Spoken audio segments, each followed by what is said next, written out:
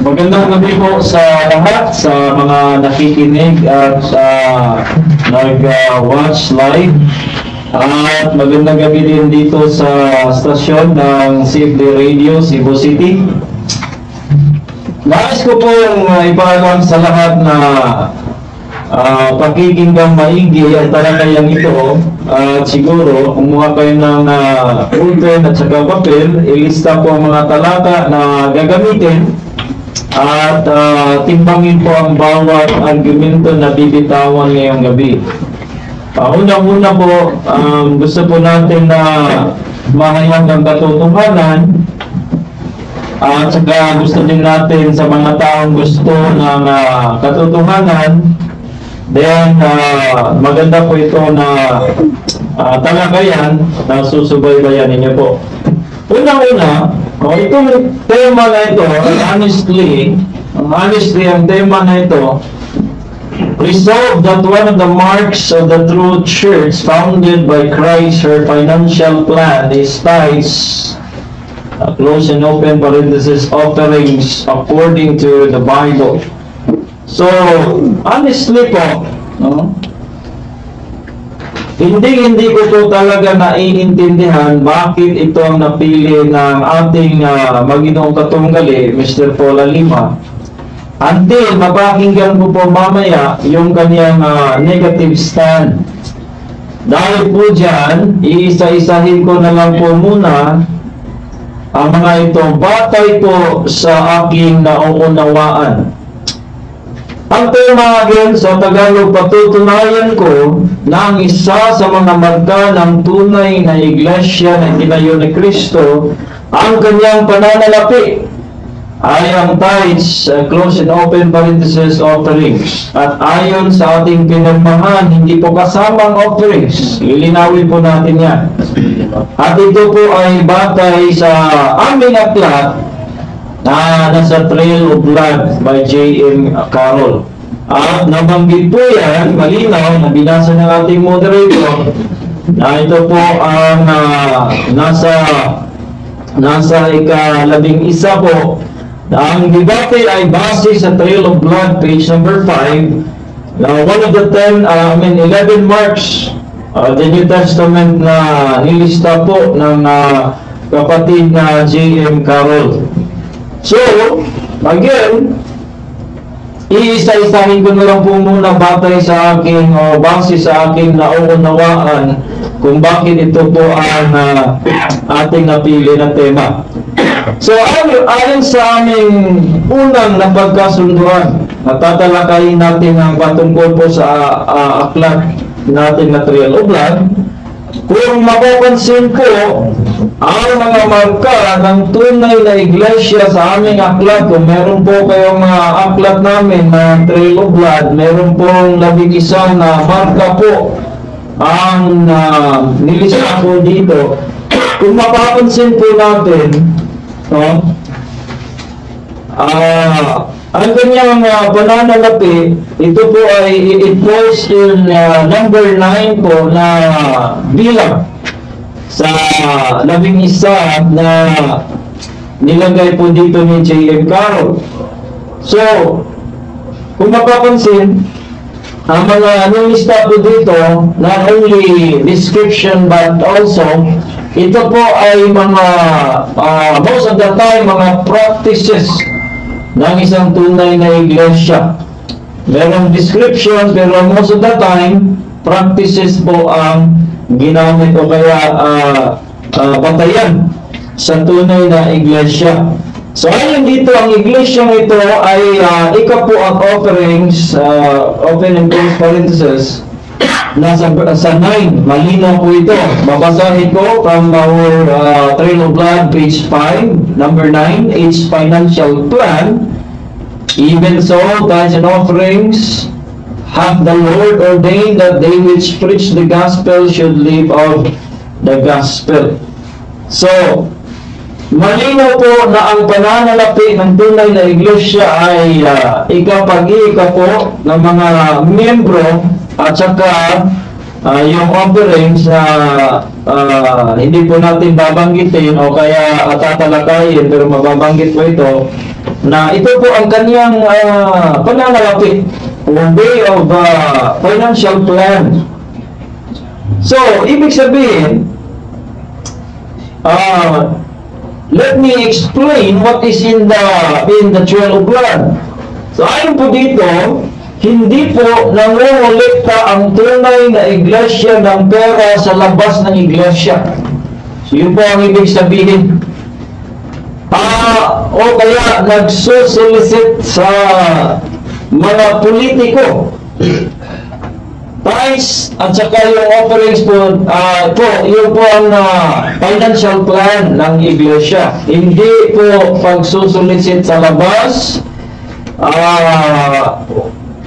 Pwede rin nating sabihin, hindi, ang tunay na iglesia po ay hindi po umaakyat sa bus at maghingi ng pera sa mga pinangangaralan ng salita ng Diyos. Kung meron man kayong nakikita ganyan, hindi po Baptist yan, sigurado po ako.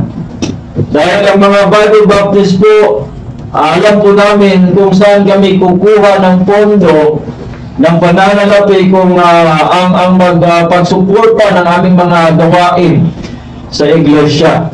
So, tithes lang po, isa yan, at saka yung offerings na hindi natin tatalakayin, pero yun po ang nasa aklat namin. Pero focus po tayo dito sa tithes po. So, una-una, na malinaw po ang aking presentation ngayon about po yan sa trilungdan namin, which is dito po nakabatay ang ating diskusyon. Now,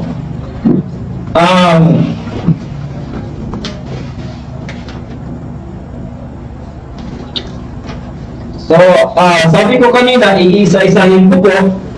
Unang punto, kung siguro ikaw po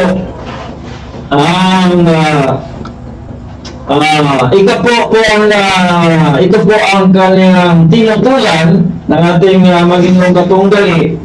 Kung siya po ay tututol sa ikaw po, so iisa-isahin ko na muna yan. Unang punto, ang ikaw po ay andyan na bago pa mga Israelitas. No? Yung mga Israel na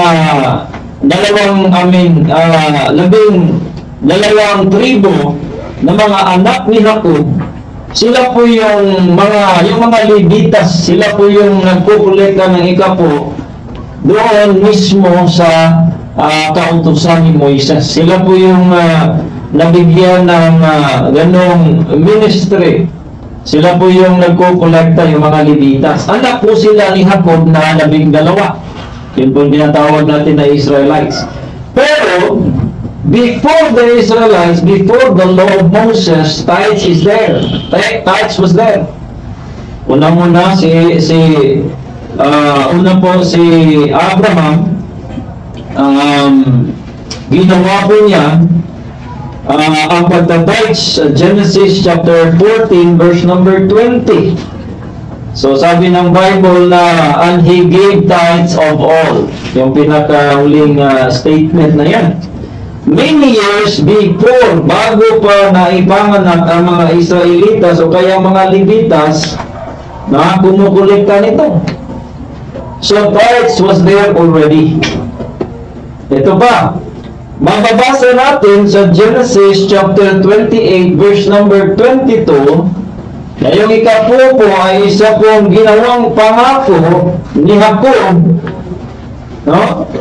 Na ibibigay sa Diyos kung siya po ay bigyan ng blessing at saka protection ng Panginoon. So again, this is before the Levites. So, dalawang beses po mababasa natin na walang utos, hindi nabanggit ng Diyos o hindi nabanggit sa Biblia ni Moises na inutusan sila mag-iikapo pero ginawa po nila. Tapos sa karaming mga bagay na dapat ipangako ni Jacob sa Diyos, bakit po ang ikapo ang kanyang napili? Kasi po alam natin na ang ikapo ay ikasisiya ng Diyos. Again, wala pa mga Levites na. After the law, during the law, hindi pa natin siguro pagdilipatingan. Alam naman natin yan, na during the law, meron talagang ikapo.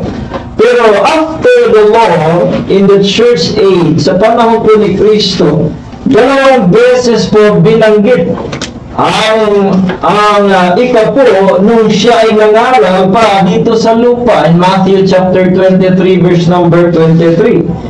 Sabi po dito ni Kristo na dapat po gawin ang ikapo, pero huwag nating pabayaan yung mga importanteng mga bagay. Yung ang sabi ng Biblia sa Matthew 23 verse number 23.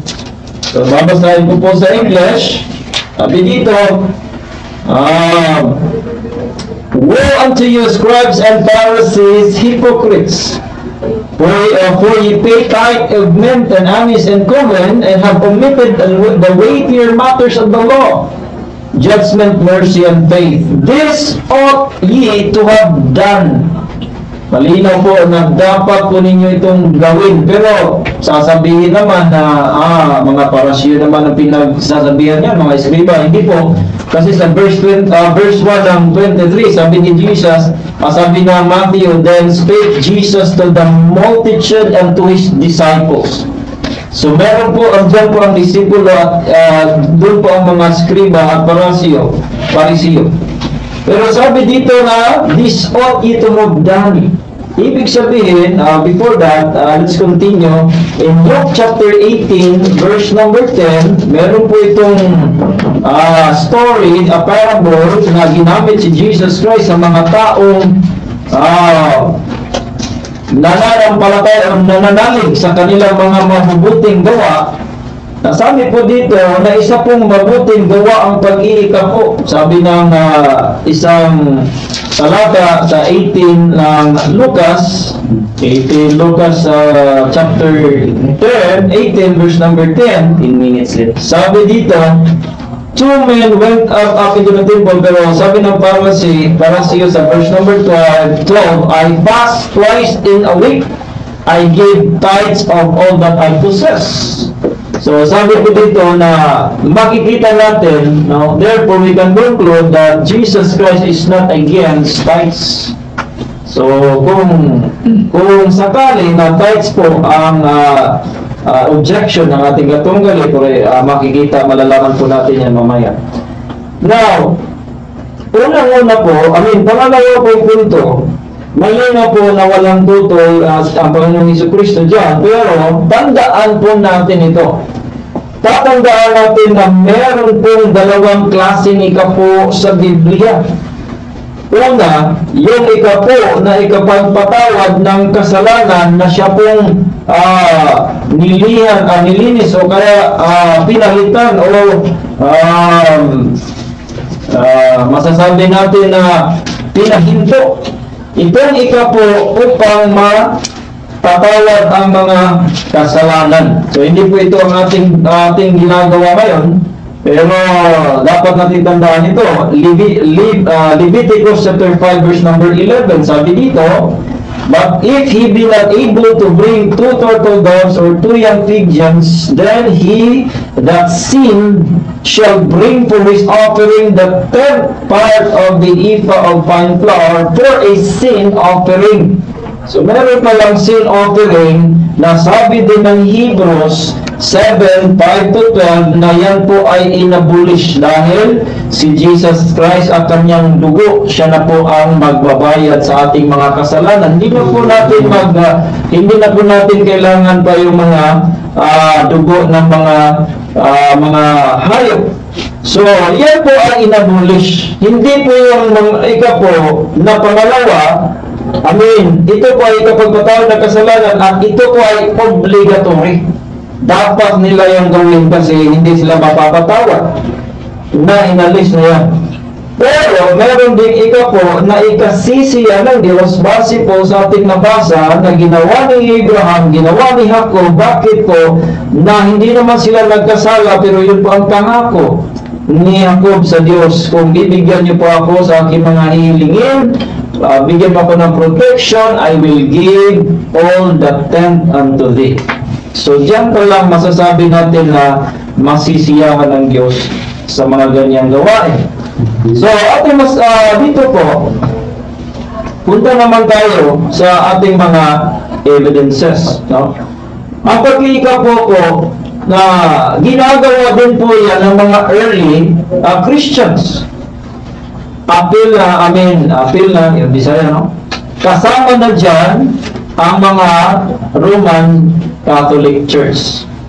So, base po sa ating mga ebidensya na nakalap, unang-una, dito tayo sa Britannica Encyclopedia online at pininta ko po. Objection, Mr. Moderator, sa ang proposition po ay patunayan sa Biblia. So wala po kami Wala referensya. Kasunduan dito na gumagamit ng referensya maliban sa Trail of Blood na dito po nakabase yung proposition na aming pinag-discussionan ngayon. So I'm sorry, Mr. Pintes, na nag-object ako dahil hindi ito kasama doon o kasali sa napagkasunduan. Mr. Moderator? Yung objection ko, Mr. Moderator, sinabi po dito according to the Bible, pero sa debate po, kailangan po natin na gumamit kahit hindi po naman binigay sa rules. Andito tayo sa rules. Sabi wala naman sa rules na hindi gagamit ng reference. Excuse me na may gisulti.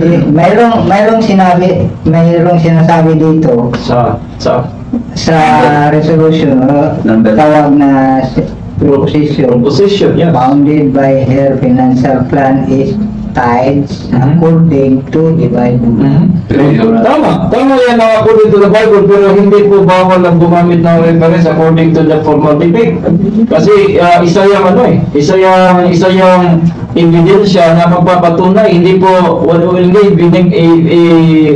inilagay sa rules na hindi po pwedeng gagamit ng references. Mr. Moderator, maliwanag po na according to the Bible period.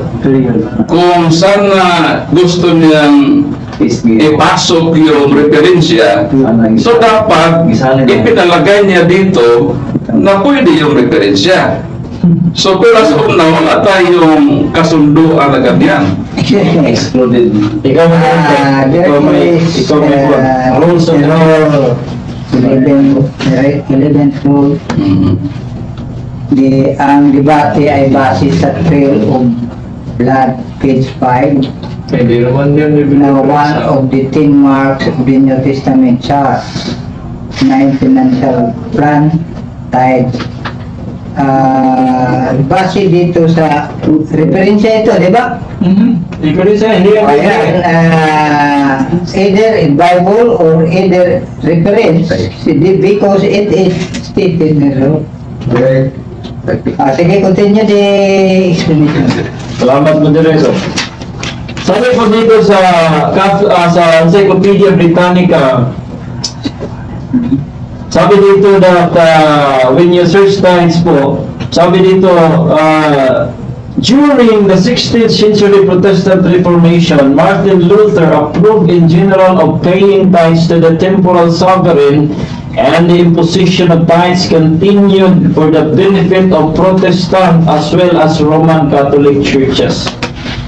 Sabi po dito sa next page sa Wikipedia, 23:20, dito po sa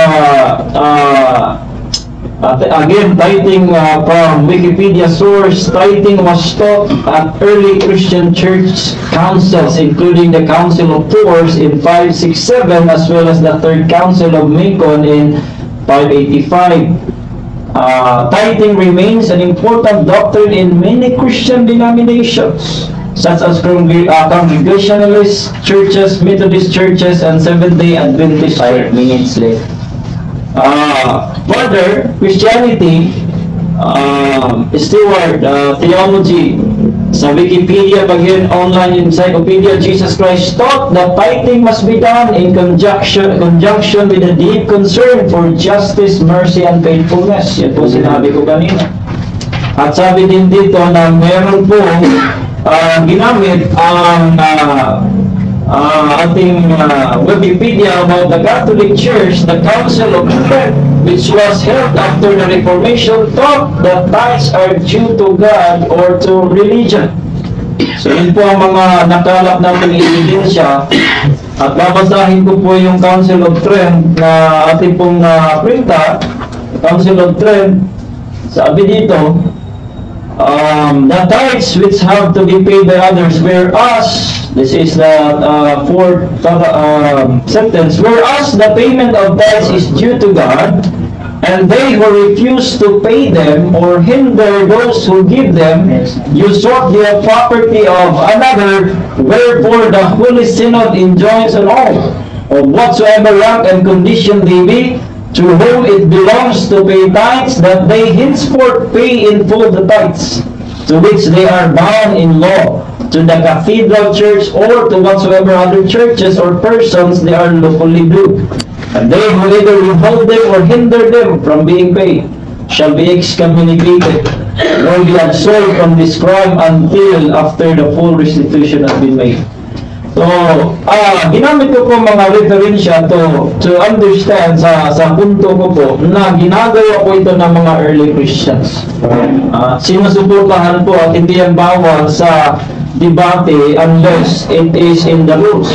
So, ang ating nabasa din na Acts and Decrees of the Second Plenary Council of the Philippines, Section 6, Article 18, paraphrase, quote and quote, to be introduced na po yung tithes.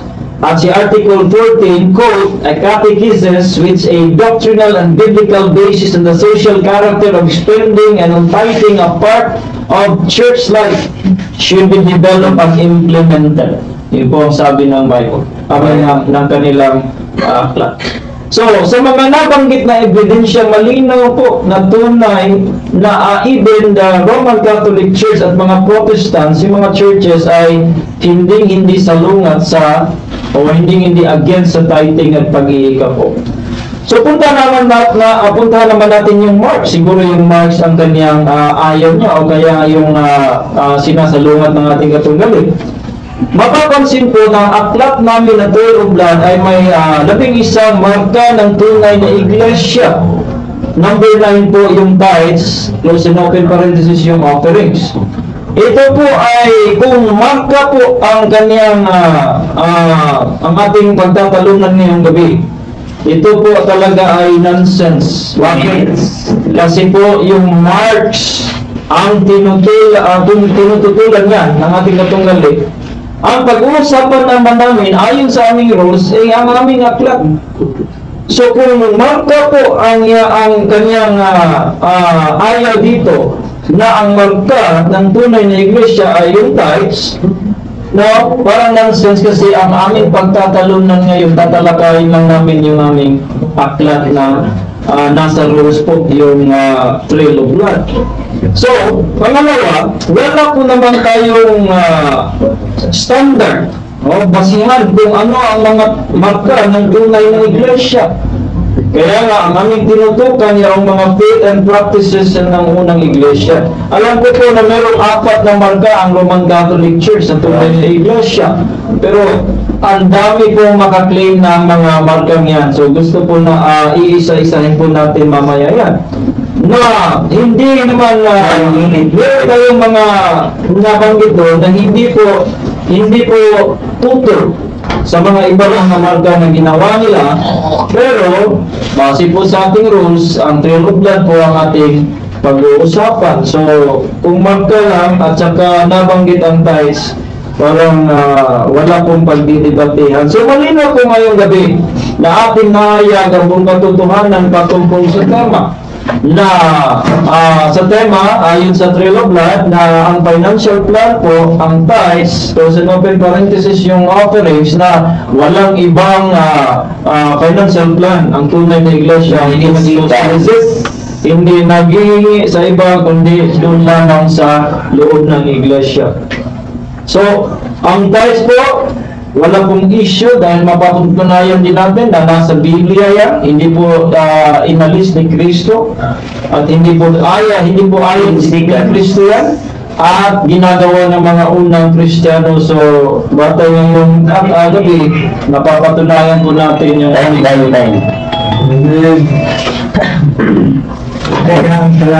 Maraming salamat po, Brother Ray Mendes, sa mga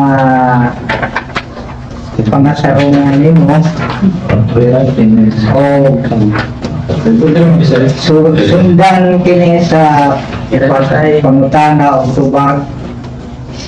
Question and answer ni Brother Paul San Pablo Alima. Bali, 10 minutes. Brother Alima. Okay, Mr. Rian. So ngayon sa proposisyon, resolved that one of the marks of the true church founded by Christ, her financial plan is tithes according to the Bible. So ang tanong, dahil according sa Bible, alam mo ba kung ilang bersikulo sa Biblia ang iyong ginamit during sa iyong constructive speech? alam ko po kasi ako po yung gumamit yan. Batay sa aking ginamit, 4 na beses or 4 na verses po yung ginamit ko, 2 sa Genesis at 2 din sa New Testament for the sake of time. Pero ang yung Matthew 23:23 po, meron ding kasunod yan or merong parallel na passage sa Lucas, pero hindi ko na po ginamit yan for the sake of time. Pero at least napapatunayan ko even in the New Testament that tithes is mentioned and hindi po against ang ating Panginoong Jesucristo. Right. So, alin sa mga bersikulong iyon ang nakatama sa proposisyon? Lahat-lahat po. Kasi sabi ng ating proposition, according to the Bible. The Bible is the Old and New Testament. I have quoted Old Testament before the law, and after the law, I have quoted New Testament. So, napaka-bullseye ng ating mga nagamit ayon sa proposition. Pwede ba basahin mo ulit ang proposisyon kung may nakatama ba sa 4 na mga sita sa iyong binanggit? Mr. Moderator, hindi po yan tanong. Hindi po pwedeng Mr. Moderator, tanong ko po, dahil dito sa rules of debate, basahin mo, hindi yan tanong eh. Ano yan? maliwanag dito na pag ang tanong ko ay naayon sa tema, dapat po sagutin. Ang tanong ko lang, sa mababasa natin sa proposisyon na iyong pinatunayan, dahil gumamit ka ng 4 na mga sitas, at sinabi mo na ang 4 na versikulong iyon ay tumama sa proposisyon, kaya maliwanag ang tanong ko, ano ba ang proposisyon natin? Na masabi mo, nakatama yung versikulong ginamit mo, dahil ang debating ito ay according to the Bible, Mr. Moderator. After the Sabi niya, basahin mo. So, hindi yung tanong eh. Utos yan. So, you can rephrase the question. Form it into a question. resolved that one of the marks of the true church founded by Christ, their financial plan is tithes according to the Bible.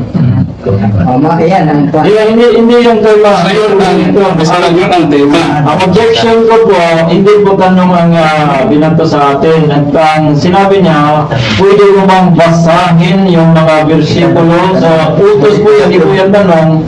Bigyan natin ng pagkakataon na i-rephrase yun upang masagot natin ang gusto po. ang gusto niya yung tanong, hindi Okay. yung... So, kaya tinanong ko nga siya na saan doon, alin doon sa 4 na sitas mo Tanong yan. na Yan. nakatama doon sa proposisyon Yes. Yeah. na iyong pinatutunayan, dahil sinabi mo na gumamit ka ng 4 na mga talata at ang ating pong proposisyon ay according to the Bible. At sabi mo, patok na patok at swak doon sa proposisyon. Ang alin doon sa 4 na sitas na nakasaad ang proposisyon na iyong pinatunayan. Tama po, yan po ay malinaw na tanong. So, saan, sabi dito, saan po sa mga sitas? Yun po ang ginamit ko. Kasi sabi ng proposition po, sabi po ng proposition natin, patutunayan natin according to the Bible. Kaya pinatunayan natin sa Genesis, unang-una, kasi ang tema hindi po naman ito babasahin word for word eh. Ang tema po, bigyan natin ng presentation. So, malinaw sa presentation po na napapatunayan natin na ang tithes po ay gawain ng mga tao ng Diyos from the Old Testament and Mr. Moderator Objection, ang tanong ko po, doon sa 4 na sitas na ginamit niya, alin doon ang nakatama sa proposisyon? Ang tanong, ang sagot ko lahat kasi Biblia ang tema natin. Old and New Testament, nasagot na yan eh. Okay, sunod na tanong. Dahil sabi mong nakatama doon sa proposisyon, saan doon, alin doon sa 4 na mga sitas ang malinaw na nagsasabi na yung tithes ay isa sa mga marka sa iglesia itinatag ni Kristo? Alin doon? Okay. Sa tanong, malinaw po na siguro gusto mababasa po. Again, ang sagot ko ay ganito, categorical. Ang sagot ko ay hindi po mababasa natin word for word na mabasa sa Biblia na March of the Church kasi proposition yan eh. Sa debate po, ang proposition, patutunayan yan sa presentasyon. Hindi yan babasahin word for word sa Bible. Kaya hindi yan linaw na or kaya validate. Sige, go ahead. The next question, Mr. Moderator. Sa alin sa 4 na sitas na binanggit na yung tithes ay sistema yon ng iglesia itinatag ni Kristo na pinaktis nila na ang kanilang financial plan ay tithing system? Okay. Sagot, base po sa binasa ko kanina, yung unang-una, yung Matthew 23:23, na si Kristo po ay nangaral, kung nakikinig po kayo sa presentation ko, si Kristo po ay nangaral sa kanyang mga disipulo sa verse number 1, tapos sa verse number 3, sabi po ni Jesus Christ in the third phrase, "This ought ye to have done." Yan po ang una. Yung Lucas po na sinabi ko kanina, yung 18 din, sinabi po ni Kristo na isa pong mabuting gawa yung pagtatides. So, malinaw po na saan doon yung nabasa natin mismo si Jesus Christ. Bakit po natin nasabi yan? Kasi hindi po tutol si Jesus Christ, hindi po niya pinaalis, kaya pwedeng gawin ng mga Kristiyano kahit hindi na word for word ang mababasa yan ng marka o ginawa ng mga Kristiyano, pero hindi po tutol ang Diyos Panginoon. Next question.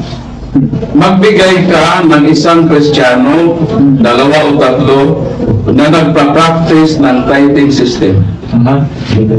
Una-una, New Testament. sa New Testament, hindi natin yan mabibigay. Hindi natin mababasa word for word na nandito na nag-practice po siya ng tithes. Okay. Pero, malinaw po sa Biblia, pwede din natin intindihin ito, kasi hindi ko na ito na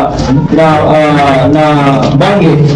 Malinaw na intindihin natin na ang mga Kristiyano po, according sa pananampalataya, ay maging mga anak ni Abraham. Yun po ang pangalawa kong presentation na ngayon. Mga anak po ang Kristiyano ni Abraham sa pamamagitan ng pananampalataya. Dahil po si Abraham nagbigay ng tithes na hindi inutusan, pwedeng gawin ng mga Kristiyano po. Yun po. So, next question, ibig sabihin, ang aking premise, so wala kang nabasang sitas na mayroong isa o dalawa mga Kristiyanos na nag-practice ang tithing system. So, ulitin ko, wala talaga yun sa Bible, kahit isang principle. Sagot na po yan, Mr. Moderator. Okay, so Ayun, next question, Mr. Moderator. Malinaw na yung sagot niya. 3 minutes. Dito sa Biblia, sa unang Korinto, premise ko ta, pangalawang Korinto 9:7,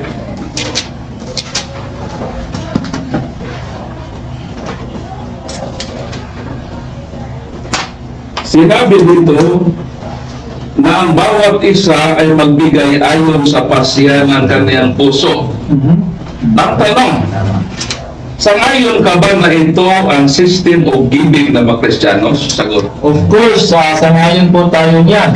Dahil ang ikapo po na, even ang ikapo na ginagawa po natin, ayon po yan sa pasya ng puso. Bakit? Hindi po ang ikapo ay, ang sinasabi ng sitas, hindi po yan na nagbabase kung sa amount. Binabase po yan sa pasya ng puso, meaning ibig sabihin hindi pilit ang pagbigay. So ang ikapo ng Kristiyano at saka offering po, yung ikapo po, hindi po yan pilit, pasya pa rin ang puso, kahit piso yan, kung paparusahan ka, kung hindi ka magbibigay, hindi yan pasya ng puso. Pinipilit yan, pero wala yan sa ating panahon. So next question, sino ang nagsabi na ang tithings as financial plan ay one of the marks of the true church? Ang Biblia o sino? Sagot. Sagot, unang nasabi ay dito sa Trail of Blood, which is nasa rules din natin. Yan po ang unang nagsabi. Kasi po, pangalawa, yun po yung tithes na financial plan, yan po ay sinabi ng Bible kasi yung tithes kasi ginawa ng mga sa Old Testament ginawa, hindi din pinatigil ni Kristo, kaya nasabi ng aklat namin na yung financial plan po, tithes, at saka yung close and open parenthesis offering. So, akin na yun. So mababasa lang iyon sa Trail of the Blood at wala sa Biblia. Hindi mababasa word for word po. Hindi po yan ang ating pag-uusapan na mababasa word for word. Ang proposition po, patutunayan ayon sa Biblia at napatunayan ko po yan ngayong gabi. Ayun, the sequence. That's just it. Yun. 1 minute question. 30 seconds, hindi na kasi yun. Salamat po, Brother Fuentes, sa mga sagot mo, sa mga tanong ni Brother Alima. Pasalamatan din natin si Brother Alima sa mga tanong niya. Ngayon, tindig na ito ni Brother Alima sa negative side. Katolik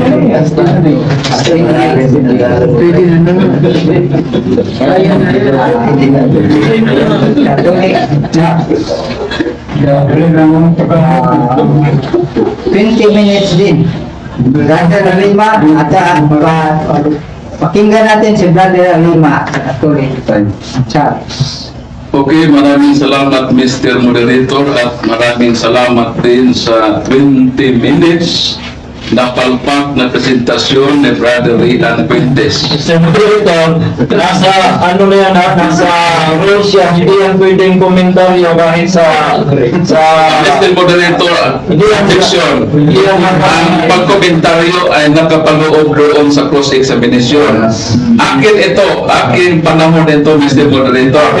Right ko ito bilang nasa Sinabi ko district lang po yung speech. objection. Bigay mo, okay lang yan. Nasabi kong palpak ang kanang presentasyon, maliwanag naman ang proposisyon. Kaya nga tinanong kita sa proposisyon na iyong pinatutunayan. Dahil parang hindi mo alam ang proposisyon na iyong papatunayan. Ano ang proposisyon? Resolve that one of the marks of the true church founded by Christ, her financial plan is tithes according to the Bible. Moderator According to the Bible. Moderator time. We must Sinaya papayagan ng moderator. mga assertion that will undermine your opponent. Opponents. Brother, alima para yun. Okay, so ang proposisyon ay according to the Bible, period.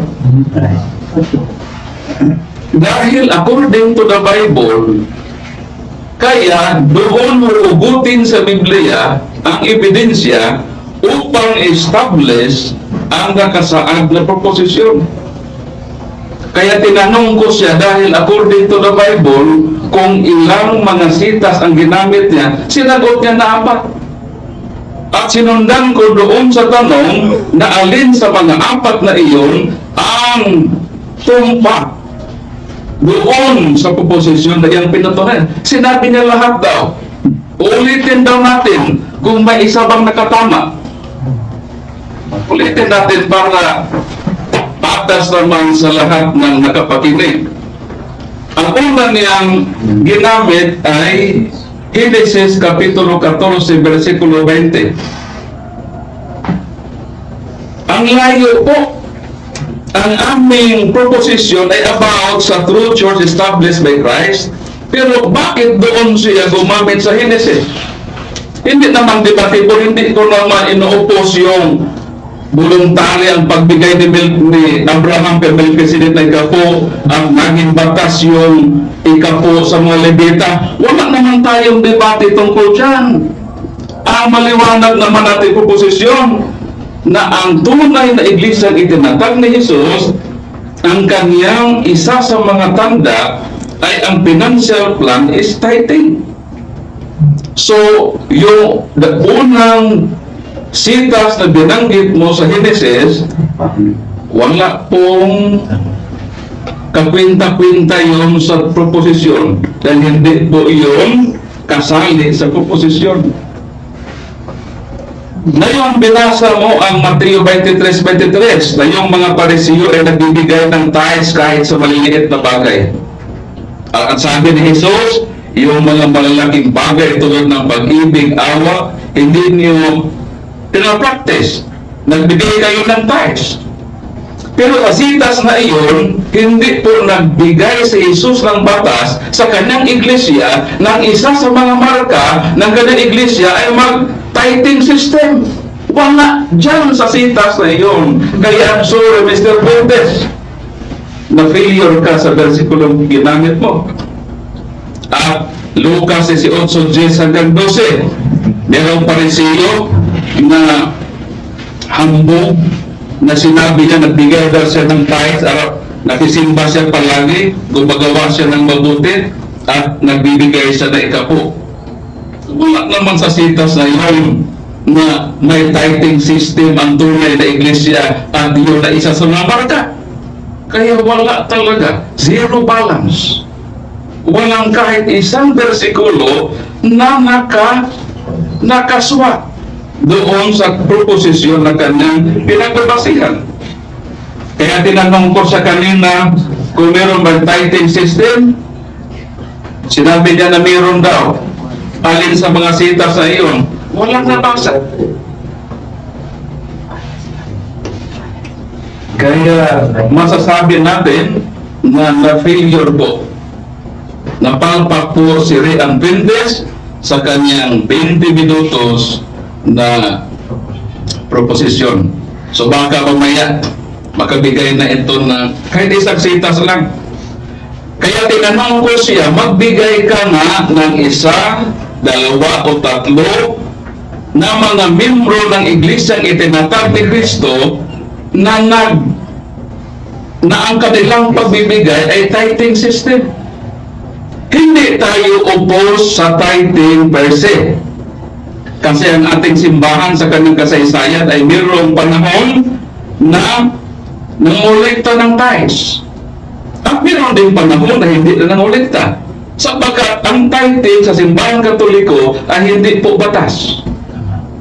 Voluntary lang po sapagkat ang giving system ng mga Kristiyanos ay nakabase doon sa 2 Corinto 9:7 na magbigay ayon sa kagustuhan ng iyong puso, hindi ayon sa ikapo. Pero kung ikapo ang iyong batayan sa pagbigay, hindi yung kasalanan at hindi yun maging marka ng simbahan. Kahit yung ikapo ay gawin mong mandatory, hindi iyon kwalipikado na maging marka sa tunay na simbahan.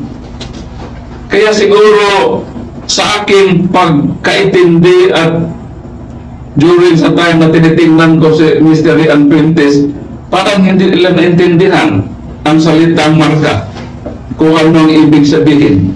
Pero mamaya na natin ito sa aking last portion, kung ano ba talang ibig sabihin ng marka. Ibig bang sabihin ng marka dahil kabahagi siya ng simbahan, gawin mo ng marka? Kaya tinanong ko siya, sino ba ang nagsabi na ang tithes bilang financial plan ay marka ng simbahan? Nasa Biblia ba yan? Ang sagot niya wala. Tapos ang proposyon, according to the Bible. Talong-talong na siya. Hindi na siya pwedeng magsasabi sa akin mamaya na mapatunayan sapagkat niliwanag na inamin siya ng ayunan na niya na itong tithes as financial plan ng simbahan, ito ba isang marka ng simbahan? Sino ang nagsabi nito? Ang Biblia ba ang nagsabi? Ang sagot na, hindi ang Biblia. Ang Trail of the Blood daw. So sa Trail of the Blood, hindi sa Biblia. Wala nang mababasa yun sa Biblia. Di siya na mismo ang umamin na hindi niya talaga mapatunayan. Inamin na niya. Nawala yun sa Biblia. Kaya ano pa ang gagawin niya mamaya sa 50 minutes? Kaya masasabi natin na talagang hindi naintindihan ng mga Baptist ang ibig sabihin ng marka. Unang-una, hindi niya na-prove na mayroong tithing system. Mayroong batas noon sa mga Levita. Batas yun. Mandatory yun sa mga Israelita. At maliwanag naman ang Biblia na ang mga Levita talaga ang binigyan ng utos. Kaya utos, ibig sabihin, kailangan sundin o mandatory ito. Hebrew Kabanata 7, talata 5. Ano ang sinabi ng Biblia? Sabi nito,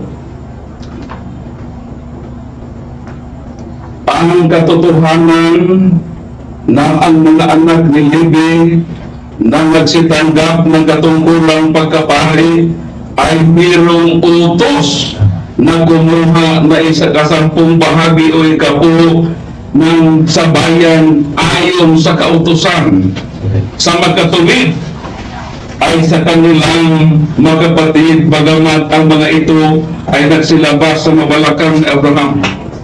Sino ang binigyan ng kautusan na kumuha ng ikapo?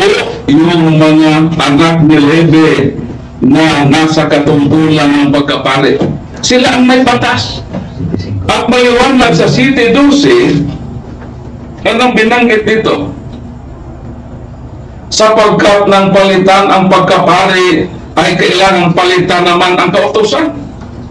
So it means yung kautusan na iyon, balido lang iyon sa pagkapari. Kung mayroong bagong pari ay pwede pong iamindar ang batas. Ang sagot, sino bang ating pari ngayon? Kabanata 12 hanggang 15. Sapagkat ng palitan ang pagkapari ay kailangang palitan naman ang kautusan. Sapagkat yaong tungkol sa kanya ay sinabi ang mga bagay na ito na naukol sa isang angkan, na doon ang sino man hindi naglilingkod sa dambana sapagkat maliwanag na ang ating Panginoon ay lumitaw mula sa Huda at tungkol sa angkang yaon, walang sino man, walang anuman na sinabi si Moises hinggil sa pagkapari, at lalo nang napakaliwanag kung gayon, kung ayon sa anyo ni Melchizedek ay lumitaw ang ibang pari. So yung mga Levita, meron talaga silang batas, mandatory, kautusan yun na sila ang magkulikta na ikapo. Ngunit si Kristo, ang ating bagong pari, in the order of Melchizedek, hindi po siya kabahagi doon sa angkan ni Levi. Nasa angkan po siya ni Huda, na kung saan si Moses ay wala pong binanggit na mayroong pari doon. Kaya paano mo si Kristo? Alam ni Kristo na hindi siya kabahagi sa angkan ni Levi. Doon siya sa angkan ni Huda, na doon ay walang pari. Alam niya kung sino binigyan ng utos. Kaya si Kristo po, hindi nagbigay ng utos sa kanyang simbahan, sapagkat siya po ay pari sa order ni Melchizedek at hindi po doon sa Levitical priesthood. Kaya palpak po kung atin sasabihin na si Kristo ay may batas ng tithing system sa kanyang simbahan, dahil po ang pagkapari ni Jesus ay pare ayon sa order ni Melchizedek. 9 minutes. So, walang tithing system. At inamin na iyon ni Mr. Rian Pintes na wala talaga. So, huwag siya magtanong sa akin mamaya sa mga bagay na iyon, dahil inamin na niya na walang tithing system, hindi ito marka ng simbahan, wala ito sa Biblia. So, ngayon na ako nakita na nakipagdebate na first question pa lang yung proposition niya, nilaglag na niya. So, hindi yun pwede sa isang bibita, sapagkat matatalo ka dyan. Huwag mong ilaglag ang iyong proposisyon. So, maliwanag doon na walang ni isang apostoles na nag-tithing system. Ang kailang pamamaraan sa kailang pagbibigay na ayon sa puso. Pero hindi masama kung magbigay ng tithes o more than tithes.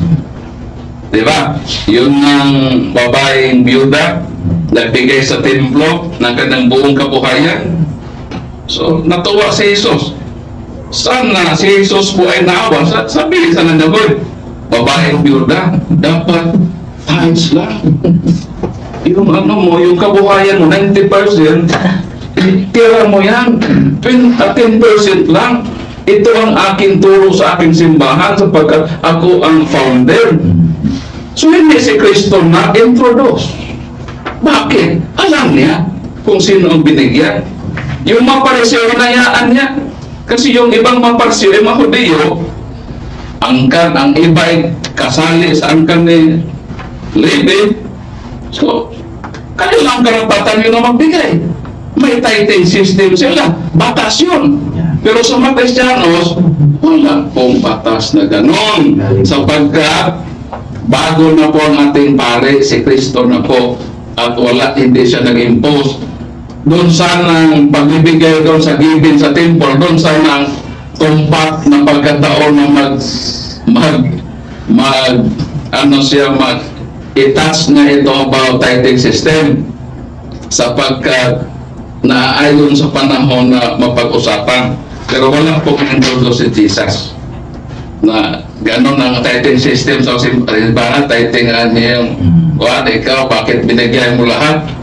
So, naayon yun sa pangalawang Corinto 11:7 na galing naman na sa puso ng babae. So, yun ang system of giving, hindi yung 10%. Kaya kahit sabihin pa natin na gawin ito mandatory, hindi ito pwede maging marka. Diba? Hindi ibig sabihin na maging bahagi ito ng simbahan, na maging marka ng simbahan. Halimbawa, Ang buhok ay bahagi ng tao. Gawin mo ba ang buhok na mark na ito ay tao? 6 minutes left. Ang sagot ay hindi. Balik ko ha. Kung ang ating logic, pag ang tithes ay maging kabahagi ng simbahan, gawin mo bang marka dahil kabahagi ng simbahan? Ay sagot ay hindi po. Hindi po lahat ng kabahagi ng simbahan ay gawin mo marka ng simbahan. Magbigay ako ng analogy. Halimbawa, ang buhok ay bahagi ng tao. Ngayon, gawin mo bang palatandaan ang buhok na iyon ay tao pag may buhok? Paano yung mga kalbo? Hindi na tao ba yung kalbo? Hindi masusukatin ang tao sa pamamagitan ng kanyang buhok. Dahil siya ay may buhok, tao siya. Paano walang na siyang buhok? Hindi na siya tao. Hindi lahat ng bahagi ng tao ay pwede mong gamitin na kwalipikado na tanda. Halimbawa, magbigay ako ng analogy, illustration. Ano ba ang marka ng isang ibon? Paano ko ba masasabi na iyon ay ibon talaga? Sabihin mo ba na iyon ay ibon dahil siya ay may pagpak at nakakalipat? Yun bang iyong batayan na palatandaan o marka na iyon ay ibon? Totoo ang ibon ay mayroong pakpak at ang ibon ay nakakalipat. Pero huwag mong gamitin yung pakpak at ang kanyang karakteristik na lumipad na i-define mo siya na yun ay ibon, sapagkat kung iyon ang iyong basihan, ang insekto ay na maging ibon, sapagkat ang insekto ay mayroong pakpak. Meron din makalipad din ng insekto. So ibig sabihin, pag may pakpak na kalipad, ibon na. Magiging ibon na rin yung insekto. Hindi. Merong distinctive quality. Yung merong marka, kasi yung marka, ibig sabihin ng marka, para maintindihan natin ang maliwanag. Ang marka is an magnifying tool to distinguish which one is true and which one is not true. Kung dito natin i-connect sa true church, ito yung magpapakita sa iyo na binigyan ito ng marka dahil upang makilala ito na iba siya sa ibang bagay. Kaya ang mark ay sinonimo sa characteristic.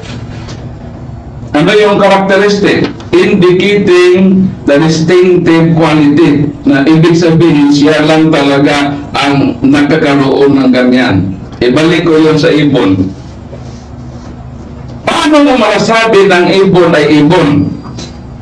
Dahil basta siya may pagpak at siya ay makakalipat? Hindi. Huwag ang ibon ay may pagpak at pagpak at nakalipat, pero hindi yun ang batayan mo na sa ibon. Ano ang batayan mo ng ibon siya?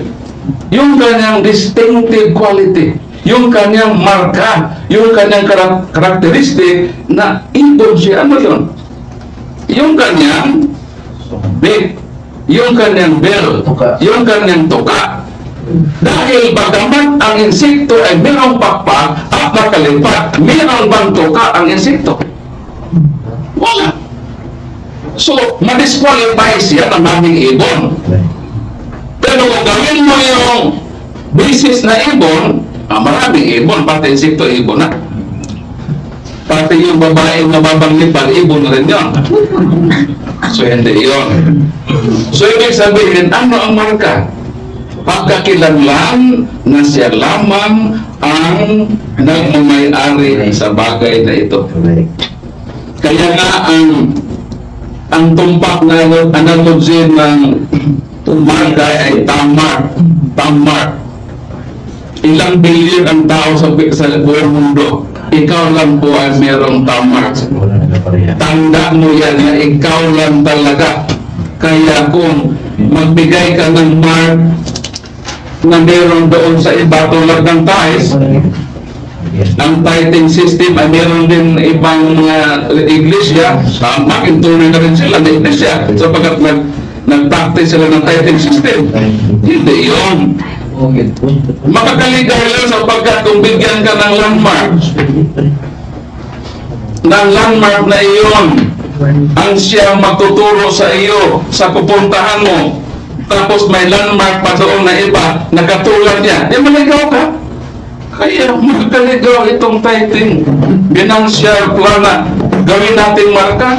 Maraming iglesyang tunay ang lilitaw sapagkat kung ganun marka yung financial plan tithing system, at kami, totoo rin kami. Maraming totoo na labas. 1 minute. Kaya maling-mali po. Kaya sasabihin ko lang sa inyo kung sino ang nagsabi nito na gawin itong marka. Wala na ito sa Biblia. Dito sa Trail of the Blood. Ano ang sabi dito? Panginoon Wede, ako mangahas sa paghatag og dugang pa nga ilhanan. I venture to give one more distinguishing mark. Sino lang pala ang nangahas? Mapangahas pala ito. Mapangahas na magbigay ng marka kahit hindi tanda, mapangahas. Wala sa Biblia. Kaya hindi niya napatunayan. Kaya I'm sorry, Mr. Rian Pendes, matapos na ang debate, inamin mo na wala iyon sa Biblia na marka. Nasa Trail of the Blood lang ninyo. Kaya ibig sabihin, ang doktrinang iyon ay wala po sa Biblia. Kaya hindi mo napatunayan sa iyong unang tindig. Maraming salamat at God bless inyong lahat. Maraming salamat po, Brother Paul San Pablo Alima sa Catholic Church na nagbigay sa kanyang mga argument. At panahon na ito na si Brother Quintes sa Baptist Church magtanong kay Brother Alima sa Catholic Church. Brother Quintes. Maraming salamat, Mr. Moderator. Unang tanong. Sinabi ba sa proposition na Grupo Alima na mababasa ko po word for word ang Marx and the Truth Church na financial plan is tithing? Sinabi ba sa proposition na mababasa word for word? According to the Bible, explicit or implicitly, explicitly wala, implicitly wala. Wala kang napatunayan. Next question. Balik ko po, Mr. Moderator. Oo at hindi. Sinabi ba sa proposition na yung proposition ko babasahin sa Biblia word for word, oo o hindi? Mr. Moderator, hindi na niya dapat itanong sapagkat maliwanag na aking sagot. Implicitly and explicitly. Implicitly, hindi letra por letra. Explicit, letra por letra. Implicitly, hindi man mabasa sa Biblia, wala pa rin siyang napatunayan, Mr. Moderator. Kasi inamin. Implicit eh. Meron implicit. Okay. So, pangalawang tanong po, mali ba ang pagliga po ng mga Kristiyano? Mr. Moderator, sang-ayon sa ating rules,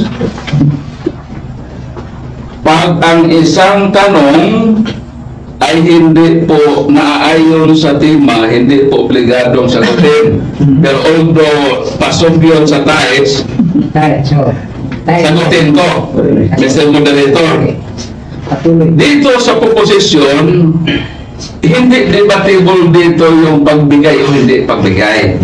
Kung naintindihan mo ang proposition, ang ating pinagdedebatihan dito, kung ito bang tithes na financial plan, ito ba ay isa sa mga marka? Inamin mo nang wala ito sa Biblia. Kaya, next question na. Balik na ako. Next na tanong po. Sino po ba ang nagbigay ng standard na marka ayon sa Biblia? Sino ang magbigay dyan? Ayon sa sa Biblia, sino ang nagbigay ng marka, standard na marka ng mga tunay na iglesia? Kung ang iyong katanungan ay ang marka ng simbahan Katoliko, no? No, hindi. Binabase ang marka sa kung ano ang sinasabi sa Biblia. Yung One Holy Catholic and Apostolic, pag sinabi yun, inopisyal yun ang marka ng simbahan, may batayan yun. Ang tanong lang ito sa iyo, saan ang batayan mo? Tinanong na kita kailan. Huwag kang magtanong sa marka kung sino ang magbigay na standard. Ang itong iyong proposisyon, ang iyong paliwanag. Yung paliwanag niya kanina, ayaw niya ng marka. So, tinanong ko po, sino bang nagbigay ng standard ng mga marka? Bakit po yan, Mr. Director? Yung kung tinutulan mo. Yan ang sasagot. Sagutin mo yan. Sino nagbigay ng marka, standard ng mga marka ayon sa Biblia? Mayroon ba wala? Ayan, kailangan ng sagot. Kung ang iyong tanong ay tungkol sa simbahan Katoliko, Hindi nga ako nagtatanong sa Katoliko. Sa iglesia, nasa founder ng Jesus ang Christ. basihan kung sino ang nagbigay ng standard ng marka ay binabase sa Biblia. Yan. Yun ang sagot ko. Kaya kung ito ang sagot ko at ayon ka nito, ito di sana ang mag-aari sa proposisyon mo na dapat kahit implicit man lang na yung tithing system ay maging marka ng simbahan. Tinamin mo na nawala yun sa Biblia. Kaya, next question na. Okay, kanina, sinasabi mo kanina sa presentation mo na wala akong nabasa at hindi ko napapatunayan ang tema ko. Tanong ko po, yung bang ginamit ko ng mga verses, hindi ba yun sa Bible? Sa Bible, pero hindi iyon ang marka ng simbahan. So, ito po yung, sinabi ba sa aming aklat na ang marka ng tunay na iglesia ay pag-iiba po or financial plan? Sa 9, sa page 5. So, yun po bang number 9, sinabi ba dyan na tithes po ang marka or its financial plan? Sagot po. Dahil ang debate ito ay ibabase sa Trail of the Blood, kaya nagbase tayo sa Trail of the Blood. Okay. Dr. Carroll calls these doctrines the marks of the New Testament Church. Marks of the New Testament Church, number 9, is financial plan, tithes. So ito ang nakasulat sa inyong dito tayo nagbabase. Dito ang ating dinidebatihan na katungkulan mo sana na maging marka ito ayon sa Biblia, pero sinabi mo naman na wala sa Biblia. Yun yung sinabi ko eh. Yun ang tanong ko eh. Yun ang tanong ko sa number 9. Sinabi ba dyan tithes or financial plan? Yun po ang tanong ko ayon sa Mr. Moderator, ayon sa aming aklat. Yun na. Binigay ba yung tithes or financial plan? Financial plan. Yan po, number 9 po. Yun po ang tanong ko eh. Nilagay ba dyan tithes po ang marka ng iglesia o financial plan? Sabi dyan. Number 9. Ipabasa, Mr. Barreto. Yan, sa number 9. Ito po. Ako po, para moderator. 9. Financial plan. Makita na sa Opo. May dagdag pa yun, Mr. Barreto. Financial plan, even so, tithes and offerings have the Lord ordained that they embrace the gospel to live of the gospel. Yeah. Yung tanong ko po, Mr. Moderator, sinulat ba dito sa marka kasi labing isa po ito eh. Sinabi pa dito sa marka na tithes or financial plan. Yun po ang aking tanong. Malinaw po sa Iwalag naman doon sa number 9 na it's financial plan, pero kinabit doon yung tithes. So, ibig sabihin, yung financial plan, yun ang tithes. Hindi ay wala mo yun ang tema natin. Okay. Now, ayon sa aklat po namin, yung tithes and offering ba, naka-close and open parenthesis o hindi? Maliwanag naman doon naka-close and open parenthesis. Pero yun ang binanggit na financial plan. Yan po. Yung tayo yun ang target. Okay. Doon tayo na. Okay. Huwag mo Yung bang, sinabi mo kanina, yung logic mo ibinigay na marka, hindi po pwede kung yung buhok po ay maging marka. Sinabi ba, pwede bang maging marka sa iglesia ang iisang description o hindi po? Kung dito sa simbahan Katoliko, bagamat maraming pong pakilanlan, pero inintindi namin yung salitang marka. Kaya nagbigay po ng opisyal na marka ang simbahan, yung 4. Hindi pwede isa lang ang nasa marka ng tunay na siya, kaya nasa yung 4. So, hindi kasali itong tithes, financial services. Yeah, Yes. tama. Kasi hindi kasali, kasi hindi po naman yan ating diwintihan yung church mo. Pero ang sabi sa ating rules, hindi datihan natin ang trail of blood. So, dito ba sa aming trail of blood, makikilala mo ba yung isa lang, kung isa lang ang marka na gagamitin, makikilala mo ba ang true church o hindi? Kaya maliwanag sa tema, one of the marks. Yan. One lang ang ating pinagdibatihan. Huwag mong ilahat. Okay, sa binanggit mo, one of the marks, ilan bang marks? Isa o marami? Bagang mas marami, pero ang ating pinagdibatihan, one of the marks. Kaya huwag kang Sabi ko, sa topic. one of the marks, ibig sabihin ba yan, iisa lang o marami? Bagang marami, pero ang ating pinagdibatan na isa lang.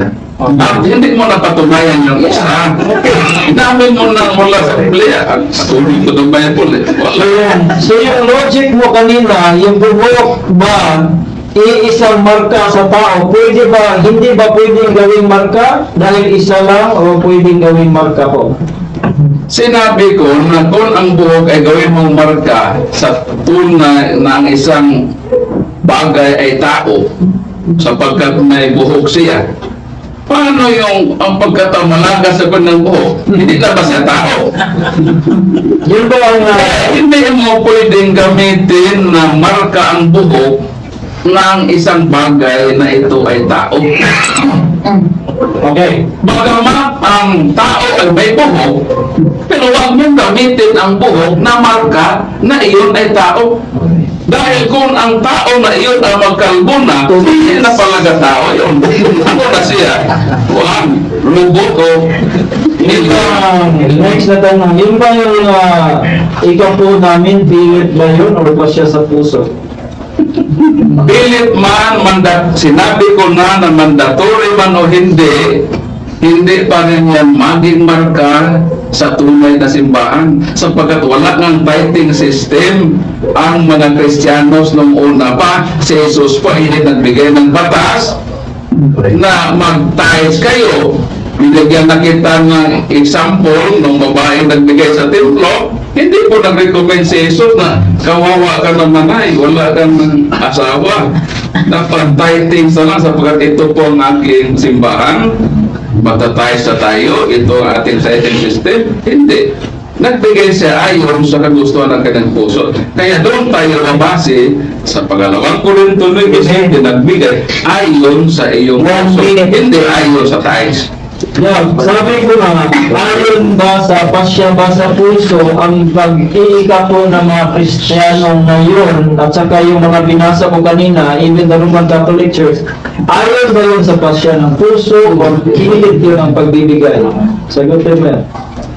Kung ang pagbigay na ikapo ay sinabi ko mandatory sapagkat ang ating pong tema ay one of the marks, ang sagot ko po ay hindi yun pwede maging marka kahit mandatory pa. Okay. Sino po nagsabi na hindi po yung pwedeng maging marka? Sino nagsabi dyan? Sino ang nagsabi na hindi mandatory? Hindi maging marka ng tunay na iglesia ang tayo. Sino nagsabi dyan? Ikaw o Pilipinas po? ang inyong Dr. Carol ang nagnahas na magsabi niyan? Sabi ko nga, Mr. Moderator, sino ang nagsabi na hindi pwede gawing marka? Hindi si Dr. Carol Wala Labana. sa Biblia na gawin mo maging marka. So, kasi ang Panginoon ang mga apostoles, walang sinabi ang Panginoon at mga apostoles. Ang sabi niya ay si Dr. Carol ng Baptist. Wala sa Biblia ito. Maraming salamat po sa kalima sa mga salamat po sa kalima at ito na sa pangalawang salita ni Brother Alima. Pangalawang salita pangaliwanag ng Brother Quintis sa Baptist Church sa tema resolved that one of the marks of the new church founded by Christ, their financial plan is tied, open and close parentheses, and offerings according to the Bible. Ayun, pakinggan natin ang mga paliwanag ni Brother Quintis. Okay, maraming salamat po sa mga sagot. Now, malinaw po, ladies and gentlemen, no, ngayong gabi, malinaw po na hindi pala tutol sa ties ko.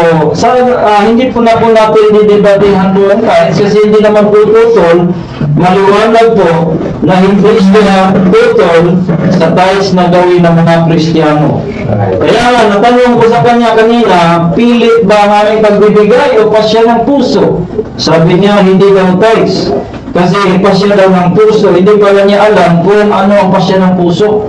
Sinabi ko niya kanina, kahit piso po, hindi 10, kahit piso, kung paparusahan ka kung di ka magbibigay, hindi ang pasya ng puso. Yan po ang intindihin nyo. Pero yung mga, dito tayo sa kanyang labas-pasok kasi yung mga argumento niya.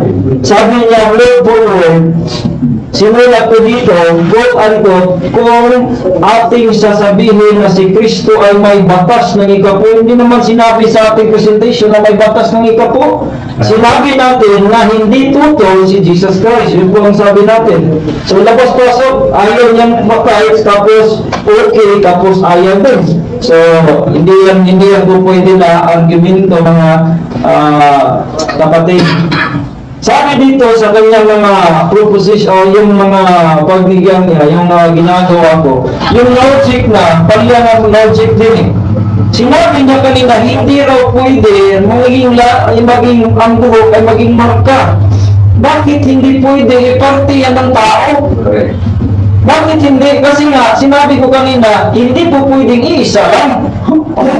Pero pag sabihin mo lahat ng parte ng tao, pero walang buhok, ano yan? Hindi naman yung tao, meron buhok ang tao. Wala naman siguro sinilang na walang buhok. Yung nalalagas, yun po ay sa kanyang old age na. Pero pwede mo gawing umarka yung isa sa palatandaan ng tao na may buhok. No? Hindi pa dapat yung mga logic niya eh. Yung big, sabi niya yung big may tuka. Sabi niya meron daw yung tuka. Yung pong logic niya eh. Meron daw tuka dapat, kaya insekto hindi. Kaya nga marami. Kung sasabihin mo ang ibon, merong pakpak, yan, dalawa ang paa, tapos may beak, alam mo, yan po ay sasabihin lahat upang ma-distinguish mo siya sa iba. Hindi po pwedeng iisa lang. Kung sasabihin natin kung beak lang, yung daming beak. No? Ibon ba yun? Hindi yan ibon. Kaya nga, sabi ng ating tema, one of the marks, marami, isa lang dito, pero mga kaibigan, hindi po niya naintindihan ang aming aklat unang-una po. Bakit po? Sorry po na sinabi ko hindi naintindihan. Kasi kung hindi po sinabi ng aklat namin na tights po, yung marka. Sinabi po ng marka po dito, malinaw po, it's financial plan. Yung financial plan niya, dinescribe lang yung tithes and offerings. Pero hindi po marka na siguro naiintindihan ko sa logic niya, bakit ito naging debate, kasi yung logic niya, yung marka, yung pagtatides na tunay na iglesia kung nagtatides, hindi naman yung sinabi ng Biblia, ng Trail of Blood. Sinabi dito, it's financial plan. Saan kukuha ng financial? Yun po ay marka ng Trail of Blood namin na financial plan. Saan ba?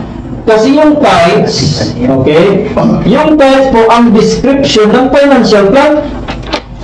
So ngayon, kung tuto ka sa tithes, hindi pwedeng maging marka, pero bakit hindi ka tuto?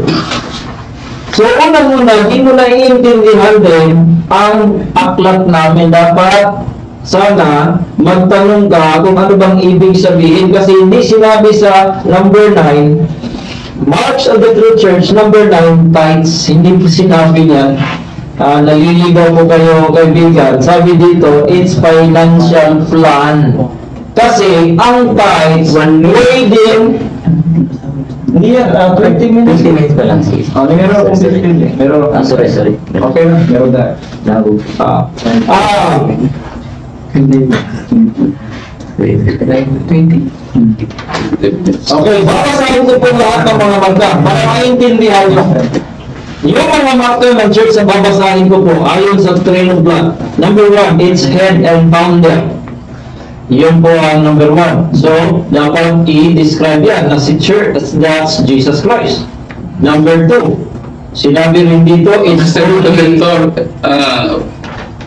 maliwanag naman sa ating proposisyon na hindi lilihis o alis sa tema. So maliwanag naman ang aming tema na one of the marks. So dito lang kami sa one. So binasa ko lang Ang reference lang. reference lang eh. Number 2, it's only role of faith and practice. Number 3, it's name. It's polity.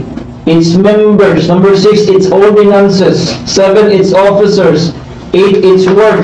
Then number 9, its financial plan. Hindi po nilagyan na tithes po yung marka. Kung magta-tithes ang iglesia, yun ang tunay na iglesia. Hindi po sinabi yan sa aklat. Hindi po yan eh. Sinabi dyan, it's financial plan, dinescribe po saan kukuha ng financial ang tunay na iglesia. Malinaw yan eh. Hindi niya naiintindihan na ginawang marka ni J.M. Carroll yung mga practice. Sinabi niya kanina eh, word for word, characteristics ba daw yung mga marka. Kaya nga, yung characteristics ng church noon, yung kanilang financial plan hindi kinuha sa labas ng iglesia. So kung hindi ka tutol sa tithes, then pwedeng gawin financial plan. Yun po ang punto. Kung hindi ka tutol sa offerings, then hindi natin babanggitin, then again, pwedeng gawin financial plan. So yun po ang nasa aklat namin. Hindi sinabi dito na kung nagtatides, kaya nga may close and open parenthesis eh.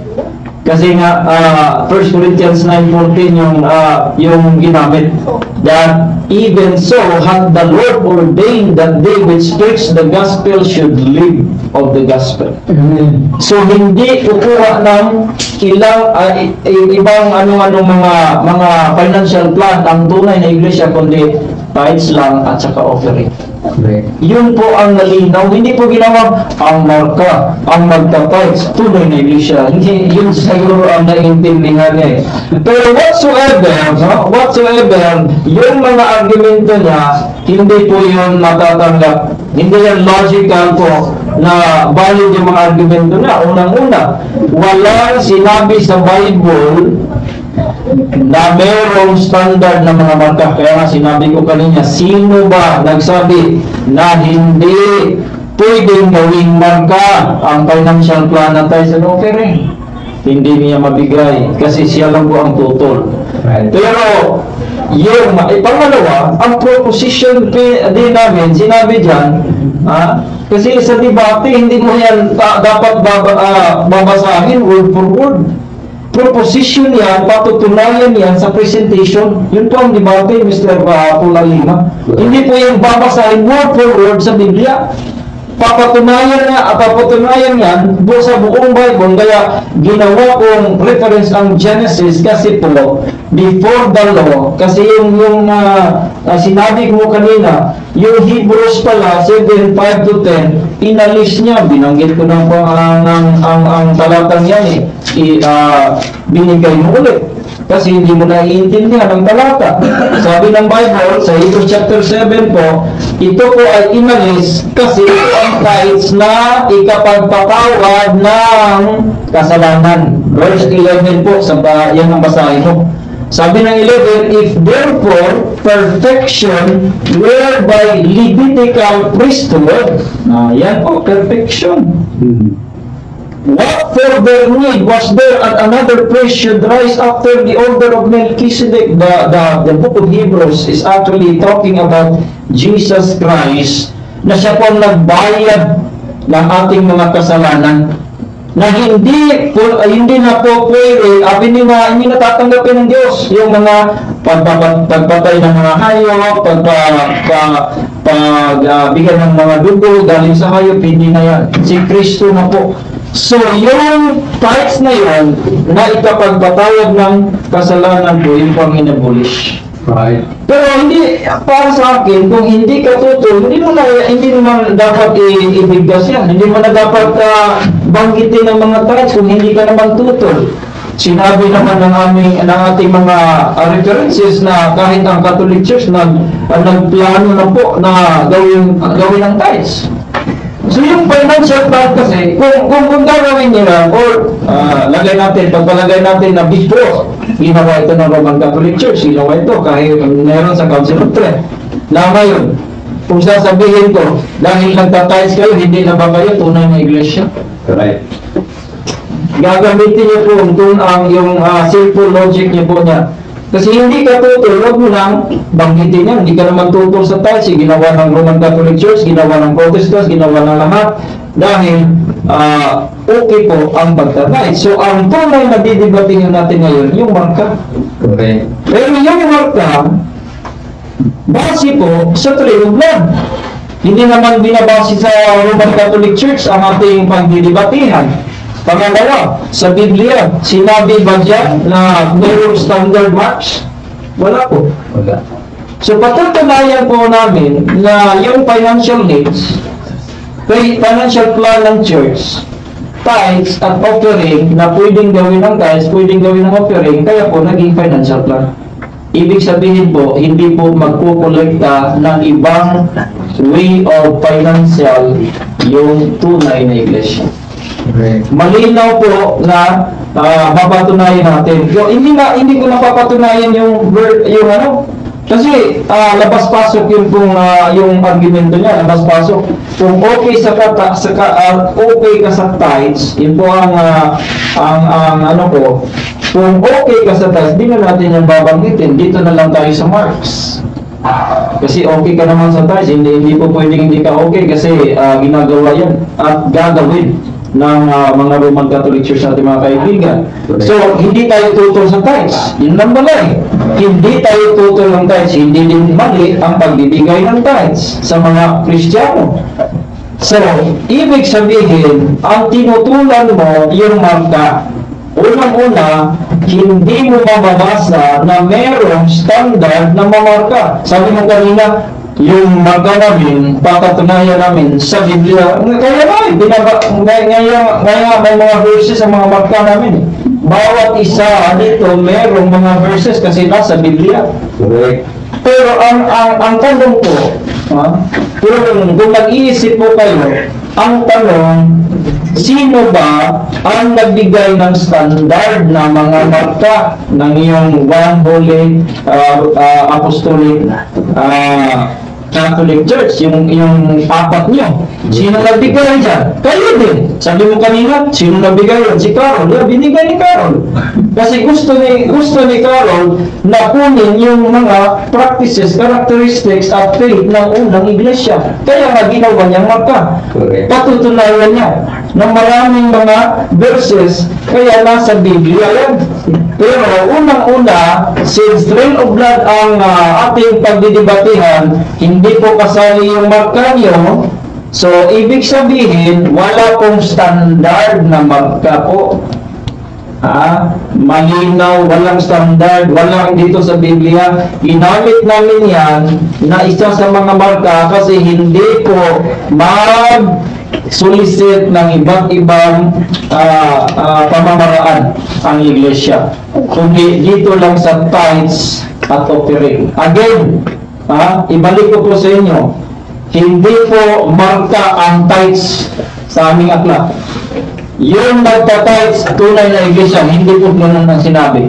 Sinabi po dito na ang financial plan. So, yung financial plan, kaya nga in-explain niya na tithes and offering. Kasi hindi siya, wala siyang ibang gagawin. Tapos, kung walang standard na marka, di pwede kami gagawa ng marka. Anong baki mo? Kung kami ang gagawa ng marka, trail of blood ng ating pagdadibatehan, hindi naman sinabi sa Bible. Kasi yung marka nyo, hindi naman yan, sabi mo kanina, tamart, hindi po tamart. Iisa lang ang tamart, at hindi mo yan makukuha sa isang sa Biblia kung isa lang ang marka. Kaya nga kanina yung logic mo, natuka at saka buhok, mali na. Kasi yung buhok, pwede mong gawing marka. Kasi nasa tao yan. Correct. Kung wala sa tao, hindi mo pwede maging marka. Pero kung nasa tao, pwede mo gawing merong buhok, merong nakatayo, merong tainga. Yun po ay pwede mong i-describe sa tao. Kasi nasa tao. Pero ang financial plan ng iglesia na yung pangulekta niya, ginawa ng mga old Christians,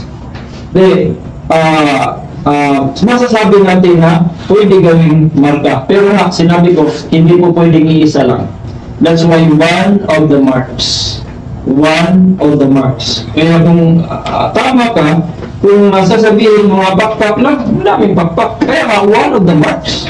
Pwede mo gawing backpack,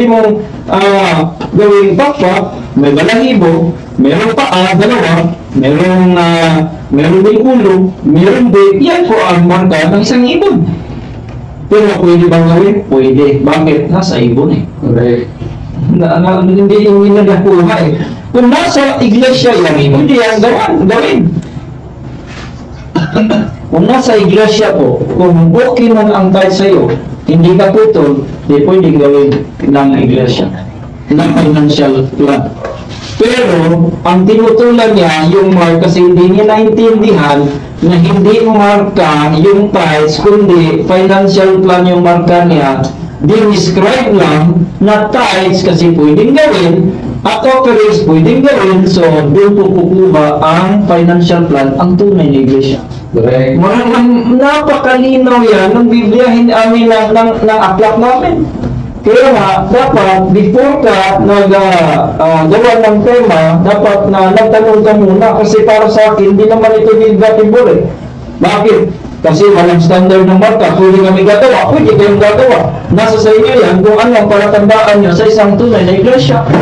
Pero kami pwede kami gagawa, bakit? Hindi naman dinay Bible eh. Pero kung meron kaming marka, tapos meron kaming verses of the Bible, then yung marka namin, actually, yun ang pinaka-mabuting marka po na ibinigay sa Biblia. Bakit po? Faith and practices. Yung sa inyo, description lang. One, Holy, Catholic, Apostolic. Merong nag-claim ng one, merong nag-claim ng Apostolic, merong nag-claim ng Holy, meron din nag-claim ng one, Universal. Dami nag-claim yan. Tapos sila din. Tunay na iglesia din. Pero sa amin, matibay kasi dami. 11 marks. Tapos mga characteristics, yung ginagawa, yung tinuturo, yun po ang ginagawang marka. So, yung number 9 po, ang marka, financial plan.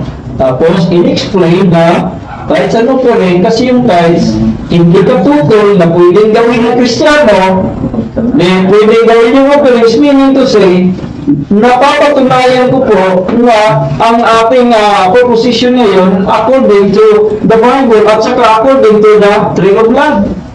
Bakit ko napatunayan sa Bible? Kasi unang-una sa Biblia, sabi ko kanina sa Biblia na hindi po pilit ang ikapo. Pasya na puso yan. Sabi ko, hindi po kami pinaparusahan kung hindi kami nag-iikapo. Unang-una, ginawa yan ng mga Roman Catholic at gagawin pa lang. So ngayon ang tanong ko, kung magtatayos ba kayo, hindi na ba kayo tunay na iglesia? Yun po ang dapat sagutin ng ating katunggali ngayon. So, malinaw po sa ating proposition na hindi pala ito debatable. Bakit? Tayo po pwedeng maglagay ng marka kung paano mo kikilalanin ang tunay na iglesia base sa Biblia. Walang standard, hindi sabi ng Jesus Christ, ito po ang aking marka na ginawa dito, hindi po. Sa amin, ginawa namin ang marka na yung faith and practices dapat pinaktis mo din. Bakit? Kasi kung ikaw nagkiklaim, kami ang tunay na iglesia, pero yung faith at practices nyo hindi ayon sa practices at faith ng mga apostol, piki po ang iyong claim. Okay? Pero walang mag-claim yan ng iba. Dahil marami ang binanggit, labing isa na marka ng tunay na iglesia. So, malalaman po natin yan na ang sa tunay na iglesia po, yung financial plan po, yung marka niya. Hindi po yung tithes. Hindi po sinabi. Dapat magtanong po kayo, anong ibig sabihin nito? Kasi sinabi dito, mayroong mga descriptions, mayroong sa mga marka, tapos mayroong ginawa na pag-describe kung ano yung mga financial plan. Kaya nga, financial plan, yung tinutukoy na marka. Marka ng tunay na iglesia, number 9, financial plan. Sa anong paraan? Tithes at offering. Kasi yung tithes, hindi ka tutol. Kung hindi ka tutol sa tithes, pwedeng gawing marka ng tunay na iglesia. Ibig sabihin, hindi nagsusulisit ang iglesia ng pera sa labas, hindi nagsusulisit sa mga politiko, hindi umakyat sa bus at nagkukulikta doon sa mga hindi membro, dahil tithes po gagawin sa loob ng iglesia at offering po gagawin ng loob ng iglesia. Yun po ang napakalinaw na nasa ating aklat. So, again, hindi debatable ang topic na ito. Hindi siya tutol sa tithes. Yung tinutulan niya ang marka, pero mali po ang pagtutol niya. Kasi unang-una, walang standard na marka sa Biblia. Right. Tapos, ang proposition po natin, papatunayan sa loob ng Biblia. Hindi po babasahin yan word for word. Hindi yan babasahin word for word. Patutunayan. Kaya nga, meron tayong mga verses, meron tayong mga evidence, patunay na ang financial plans or kaya yung price na pwedeng gawin ng Kristiyano sa ating panahon. Bakit? Dahil hindi tutol si Christ, pero hindi yan tatas. Pasya ng puso. Pwedeng gawin, pwedeng hindi. Walang parusa, hindi magbigay. So, yung tithes po, okay po sa tunay na iglesia pwedeng gawin. Ginawa ng Roman Catholic Church, ginawa namin, kaya hindi tututulan. Pero ang marka, wala pong standard na marka. Pwede kayong gumawa ng marka, pwede rin kaming gumawa ng marka, pero sa proposition natin sa rules, base sa Tree of Blood, so tunay po na napatunayan natin ang ating proposition at saka hindi po debatable ang itong tema kung naiintindihan nyo ang aming Trail of Blood. Maraming salamat at magandang gabi. Amen. Maraming salamat po, Brother Rayan Quintis, sa mga paliwanag mo at panahon na ito na tanungin ka ni Brother Paul San Pablo Alima sa Katilitas for 10 minutes. Brother Alima, tanong po. So sa ngayon sa iyong sinabi na ang pangsiyam na marka ng New Testament Church is financial plan, nakapaloob doon yung tithes. Paano nyo in-execute na yung tithes, yun ang inyong financial plan? So, ibig bang sabihin na kayo po ay nangulikta ng ikapo sa inyong membro dahil ito po ang plano ng inyong simbahan at ito po ay nilagay niyo na isa sa mga marka? Ibig sabihin, ang tithes po, kinukulikta namin dahil una, mababasa natin sa Biblia ang prinsipyo. Hindi natin mababasa word for word na dapat gawin ng mga Kristiyano, pero mayroong prinsipyo po before the law, during the law, and after the law. Kaya na ginagawa namin. Saka pangalawa po, ginagawa yan ng mga unang Kristiyano na hindi mababasa word for word sa Bible, pero ang unang Kristiyano sinasabi ko yung mga 2nd, 3rd, 4th century pataas, ginagawa yan. Kaya nga ginagawa din namin. Sinabi mo kanina na walang standard na marka na nakasaad sa Biblia. Hindi ba? Yes, sinabi ko yan, walang standard na marka. Pwede kayong gumawa ng marka, pwede kaming gumawa ng marka ng tunay na iglesia. Depende po yan kung saan mo makikilala ang tunay na iglesia batay sa iyong marka na ginawa.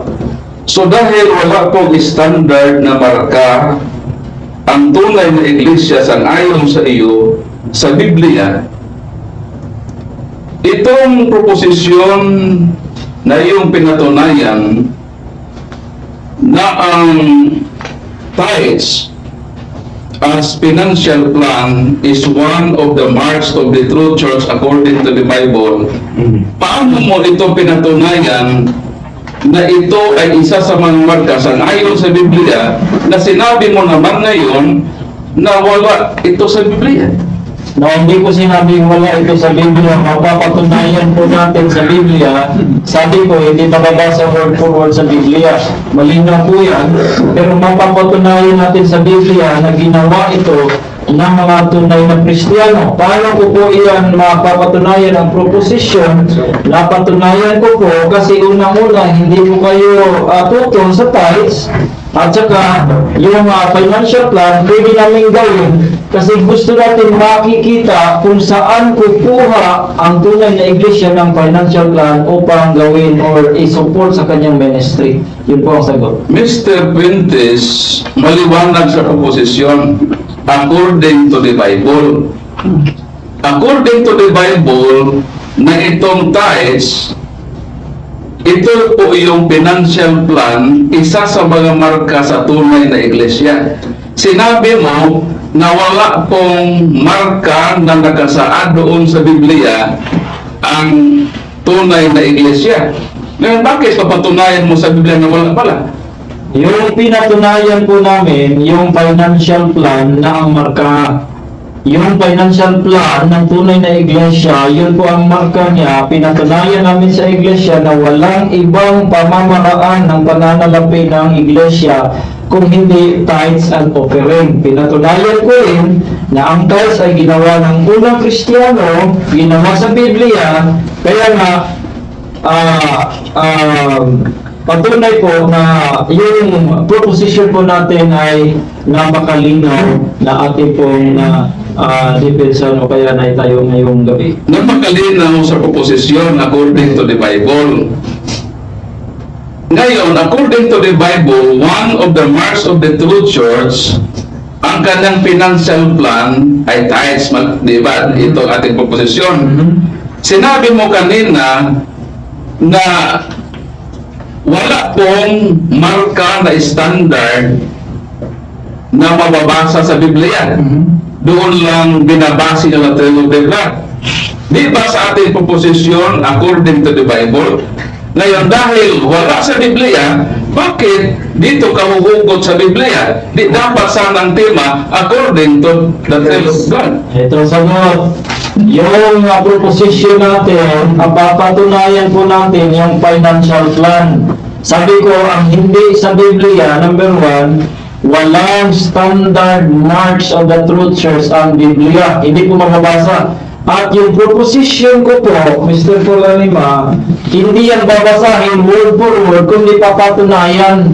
So mabawasan natin sa Biblia, kung hindi ka putol ng tithes, saka yung overage na open and close parenthesis, kung yan po ang financial plan, walang ibang financial plan ng tunay na iglesia, so pwede namin gawing marks yan pag-identify ng tunay na iglesia. Yun pong sagot.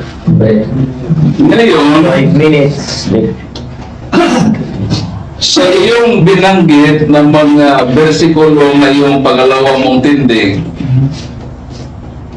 nagbigay ako kanina ng challenge na magbigay ka ng kahit isa, dalawang apostoles sa Biblia na ang kanilang pamaraan po ng giving ay itong tithing system. May versikulo ka lang na may bigay? Sinagot ko na rin yan kanina na hindi mababasa word for word Okay. sa Biblia. Pero yun po, bakit ko po yan pinatunayan? Kasi po, unang-una, merong prinsipyo ang tithes. Hindi po ang Biblia po ay bawal ito, gawin mo ito, bawal ito. Merong prinsipyo. Kung nagbigay si Abraham na ayon sa Biblia ito, hindi ko tinanong po yung kay Abraham. Ito yung tanong, Mr. Moderator, sa New Testament ba? hindi ba po Practice ba ng mga alagad ni Jesus ng kailang pamaraan po ng pagbibigay, ang kailang financial plan, sapagkat yun ang ating tema, financial plan, magbigay ka ng example lang o halimbawa mga verses sa Biblia na tumutukoy na meron pong mga alagad na Jesus, dahil truth church ang ating pinag-usapan, yung Iglesia ni Jesus na itinatag, na meron pong nag-practice ng tithing system. Ang sabi ni Mr. Moderator, Biblia, hindi sinabi New Testament. Kaya nga, kumuha ako ng prinsipyo ng ikapo na walang batas, hindi inutos, pero ginawa nila.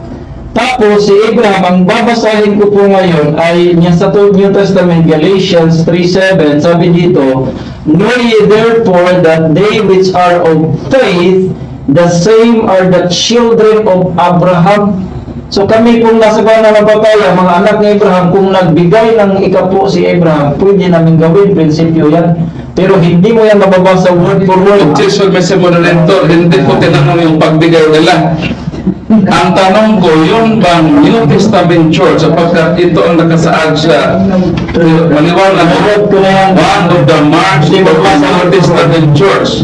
So, wala sa Biblia. So, next question. Hindi nabasa word for word. Dahil wala po sa Biblia, kahit implicitly, Yung implicit na sinabi mo, kaya ang sabi ko wala sa Bible hindi mabasa, sinabi ko nga word for word. okay. So yung implicit, malinaw na implicit kasi sabi sa Biblia, unang-una, mayroong prinsipyo ng ikapo, si Kristo hindi tutol, ginawa niya, tapos tayo na nasa pananampalataya ay mga anak ni Abraham, gumawa siya, yun po ang mga implicit explanation about tithing, number 1. Number 2 po, Paul Alima, ginawa ng Roman Catholic Church yan at mga Protestant, kaya nga hindi ka dapat tumutol sa kanyang mga... Mr. Moderator, ulitin ko ang tanong.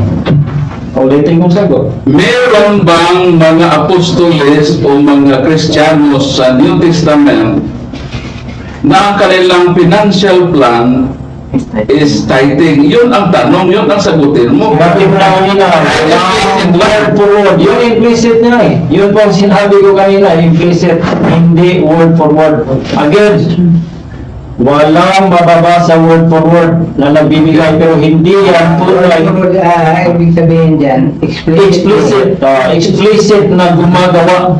Pero implicit, una sa lahat, ginawa, hindi tutol si Kristo, merong prinsipyo. Tapos pangatlo pa, yung mga disipulo, mga Hudyo pa rin yun. So ibig sabihin, bisan kahit hindi natin mababasa sa Bible, implicitly siguro nagtatay sila kasi mga Hudyo yun sa mga sabi sa Biblia. So sabi mo, hindi mababasa implicitly. Siguro, ibig sabihin, assumption mo lang ito. Hindi pwedeng mangyari o pwede hindi. Maliwanag na ang statement ni Siborian, sabi niya, walang mabasa implicitly, siguro nagbibigay o hindi nagbibigay. So ibig sabihin, hindi ka sure na yun ang financial plan ng iglesia itinatag ni Jesus, ang isa yung tithes. Yung hindi ako sure, yun pong ginawa ng word for word ng apostol. Yun po hindi ko sure. Pero kung papatunayan ko sa Biblia, ginawa ninyo, ginawa namin, ginawa ng Biblia, Mr. Moderator, hindi mo tinanong kung ginawa ba namin, ginawa ba nila. Ang tanong ko, dahil sabi niya, siguro, nagbigay sila o hindi. So, ibig sabihin, hindi siya sigurado. Ang aming proposition ay according to the Bible. Bakit bigyan niya ako ng sagot na siguro meron o wala? Hindi yung ginawa niya. Yung ito naman niya, implicit, hindi explicit. Ang isagot niya, yung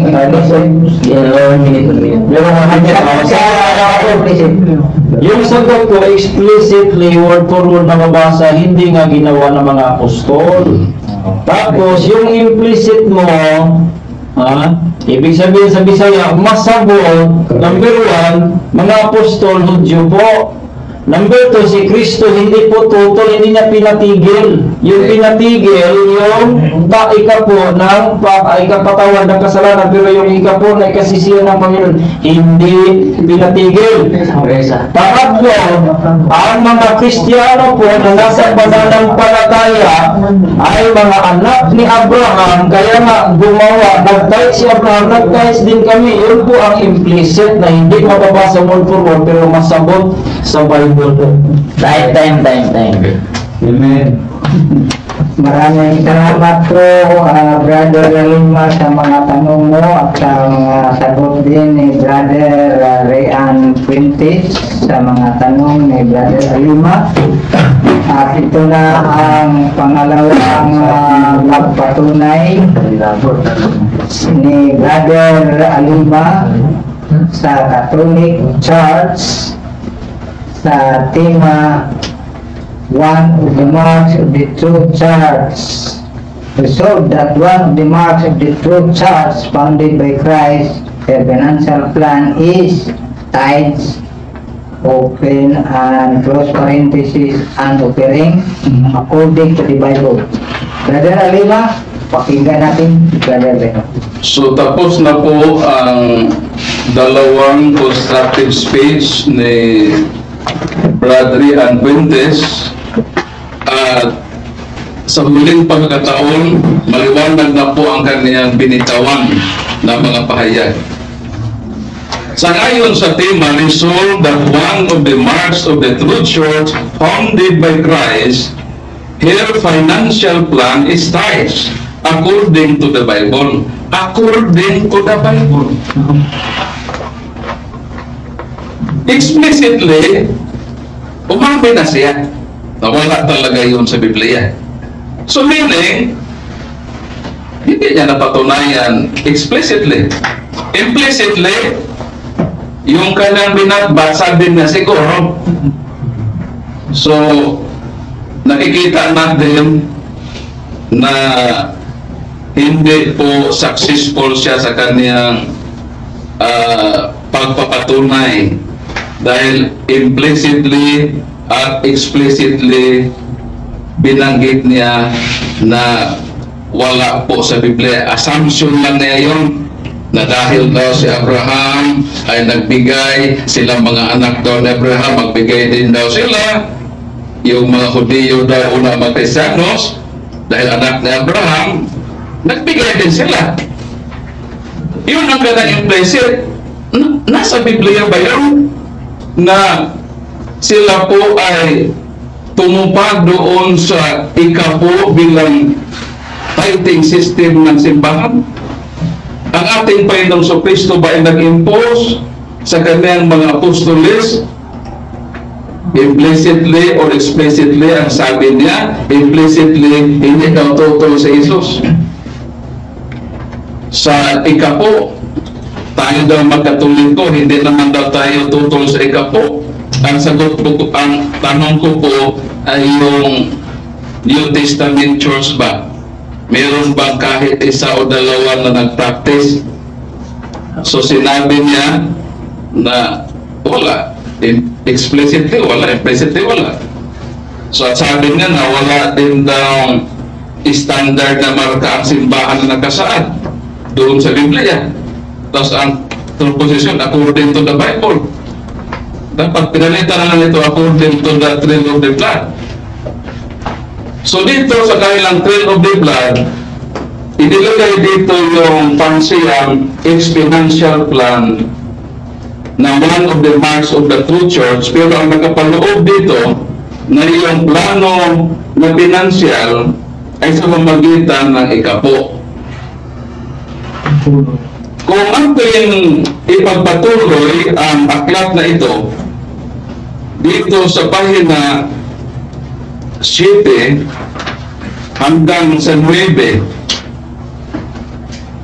sa pangalawang pagkakataon, naglahad po si Dr. Carol ng mga marka ng simbahan. Take note ha? Naglagay na siya ng 11 na marka. Pero sunod ng mga pahina, naglagay na naman siya ng mga marka. At mga marka na mayroong siyang kinuha.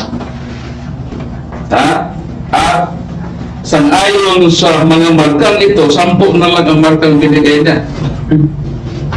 At binabalikan ko ito, bakit nawala na yung financial plan? Mystery lang. So pinalitan na ng ibang pahayag yung pagsiyam. Sangayon kay Mr. Carol, itong 10 mga marka, sabi dito, sapagkat si Buhano tong trail of blood ko, pipila ka dili masayop, dili mapakyas ng mga ilhanan. Kung imong basahon sa number 1, December gihapon, December rin sa number 1 dito sa unan ng inilahan. Yung number 2 dito, yung number 2 dito sa bagong sinulat niya, December rin dito sa number 2. Pero nakapagtataka na yung pagsiyang na exponential plan na nakapaloob doon yung tithes, nawala na. So, bakit kaya? So, maliwanag na hindi ito standard na marka sangayon sa inilahad ni Dr. Carol, sapagkat sangayon sa kanya inani naman niya sa pahina 9, ako mangaha sa paghatag og dugang usa pa ka ilhanan. So meaning siya lang palang nagbigay ng mga marka. Dahil sabi naman ni Mr. Ray, ang wala namang standard, di pwede tayo maglagay ng marka. Kahit anong marka ilagay natin na ito ay ikapapatunay na isang simbahan. So, kaya nga tinanong kita kanina, kung gawin natin marka itong financial plan, na ang nakapaloob dito ng financial na plano ay yung tithes. Ang pinakamahalaga sanang ilahad mo dito sa debating ito na magbigay ka ng solido na ebidensya na yung mga Kristiyanos sa unang siglo, sa panahon ni Kristo at sa mga apostoles, ay meron silang tithing system. Dahil kung ganon, kahit hindi yun maging marka ng simbahan, at least meron kang puntos dyan.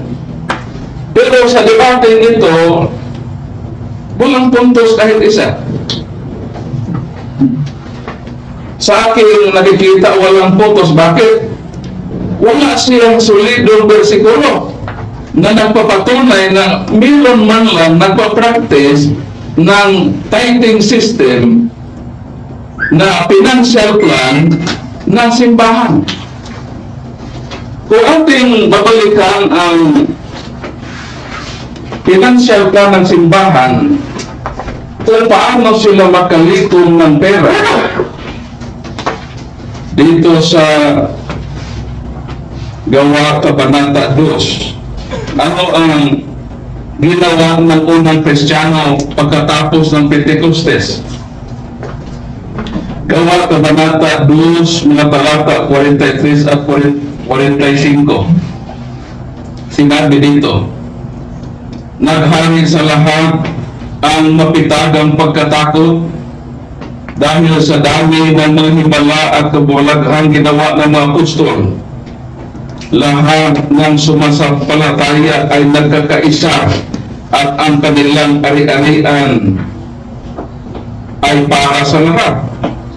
Ipinagbili nila ang kanilang ari-arian at makayamanan at pinaghahati ang halaga sa bawat isa ayon sa pangailangan ng bawat isa, at sa araw-araw ay nagsasama-sama silang nanatili sa templo at naghahati sila ng tinapay sa kailang tahanan, ay kumakain sila ng may kagalakan at katapatan ng puso.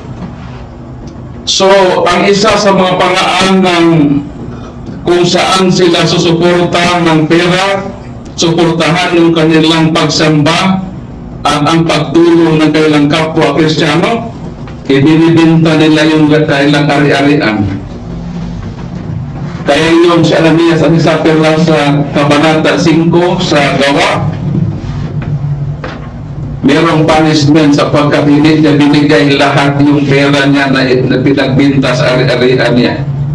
So, ibig sabihin, wala talagang sistema na tithings ang mga Kristiyanos sa panahon ng bagong tipan. Although nasa batas na yun sa lumang tipan, at ginawa itong batas para sa mga Levita, pero sa mga Kristiyanos, hindi po nagbigay ng maliwanag na kautusan ng ating Panginoong Kristo na ang financial plan ng kanilang simbahan isa ay ang tithings. Kung ang simbahang Katoliko man ang nagbibigay ng tithings, sapagkat naayon iyon sa 2 Corinto 9:7 na magbigay sang-ayon sa itinuro ng iyong puso. So, hindi ibig sabihin na merong role kung batas na tithing system. So, nasa iyo ang pagpapasya.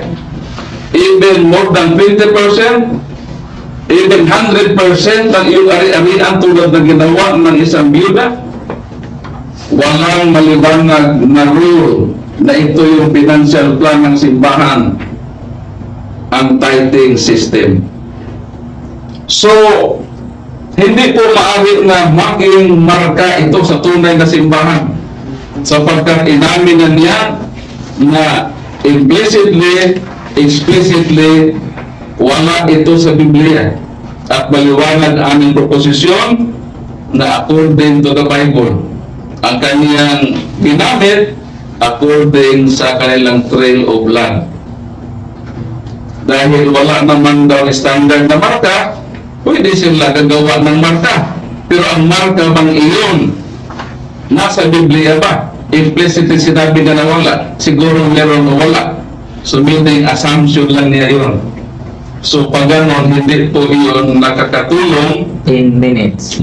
sa kanyang proposisyon.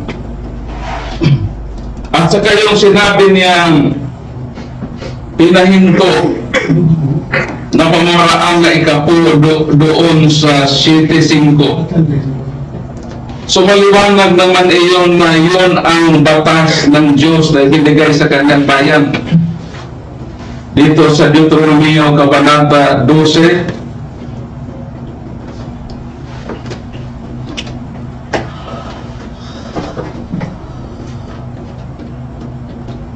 maliwanag po na ito ang batas ng Diyos na binigay niya sa kanyang bayan Israel, sapagkat yung mga Levita ay wala po silang mana. Kaya binigyan sila ng Diyos ng batas na dahil wala kayong mana sa 12 angkan ni Israel, ang 11 tribes po magbigay na ikapo. So ibig sabihin, nabubuhay ang mga Levita sa batas ng Diyos na ang kanyang bayan ang magbigay na ikapo. Sa bagong tipan po, si Kristo na po ang ating bagong high priest. At hindi po siya kasali doon sa tribo ni Levi. Doon po siya sa tribo ni Juda, na kung saan sinabi ng Biblia na kahit si Moises ay hindi po nagbigay na mayroon pong pare doon sa tribo ni Juda. Kaya alam ni Jesus na yung batas na yon ay inuutos sa mga Levita at hindi naman siya Levita. Kaya hindi si Kristo, dahil alam niya na ang batas na iyon ay para sa Israel at ang mauligta po ay ang Levita, at ito ang sistema pinansyal ng mga Levita na dilingkod sa templo. Kaya dito sa bagong tipan, meron na po tayong bagong pare o sacerdote na si Kristo, na kung saan hindi po siya nag-introduce na tithing system ang financial plan ng simbahan. Bagamat binanggit niya doon sa Mateo 23:23 na yung mga Pariseo ay nagbibigay ng tithes, pero hindi si Jesus gumawa ng batas sa kanyang iglesia itinatag ng kanyang financial plan. Ang isa doon ay tithing. Walang explicitly na paliwanag doon sa Bible, wala ding implicit na naibigay siya, dahil sabi niya wala ito sa Biblia. At sinabi niya ng Katoliko raw ay nagtatithes. Totoo yun. Totoo yun, ang simbahang Katoliko ay mayroong pagkataon na nag-imposan ng tithes. Sapagkat ito namang tithes ay hindi naman ito talagang batas na mandatory. Meron ding panahon ng simbahan ay binawi niya sapagkat maliwanag na yung authority. Kung ano yung what you bind on earth will be bound in heaven. Kung ano yung kanyang ipinahintulot sa lupa, pinahintulot sa langit. So, ang simbahang Katoliko, bagamat mayroong tithes sa kanyang kasaysayan o wala, hindi pwedeng maging marka iyon sa tunay na simbahan. Sapagkat ibabalik ko sa aking analogy kanina na hindi ibig sabihin na ang tithes ay may panahon ng tithes ay kabahagi ng simbahan na maging gawin ito marka ng simbahan. Kaya sinabi na kinanambali daw yung sinabi ko ng buhok. Ang buhok, although kabahagi ng tao. Hindi ko naman sinabi ng buhok ay hindi kabahagi ng tao. Kasama siya sa tao. Pero hindi mo technically na gawin iyon na marka na iyon ay tao. So paano yung wala pa siyang buhok, hindi ba yung tao? At saka tutubuan ng buhok, at saka malaga sa yung buhok, so tao pa rin siya kahit wala siyang buhok. So hindi mo technically batayan na yun ay tao sapagkat siya po ay yung buhok ang gamitin mo. So ang ibig ko ipalitaw dito yung tithes, although mayroong panahon na naging bahagi ng simbahan, pero hindi mo pwedeng ilagay na marka ng simbahan sapagkat yung marka na yon hindi yon pinaktis ng mga Kristiyanos. Wala siyang malinaw na naisagot doon. Inamin niya na wala ito sa Biblia. Kaya maliwanag ng proposisyon na kaniyang inilahad dito ay hindi niya napatunayan. At na-failure po siya sa proposisyon na ito. Dahil ang aming batayan is according to the Bible. At implicitly, explicitly, hindi po niya na patunayan ang kanyang proposisyon.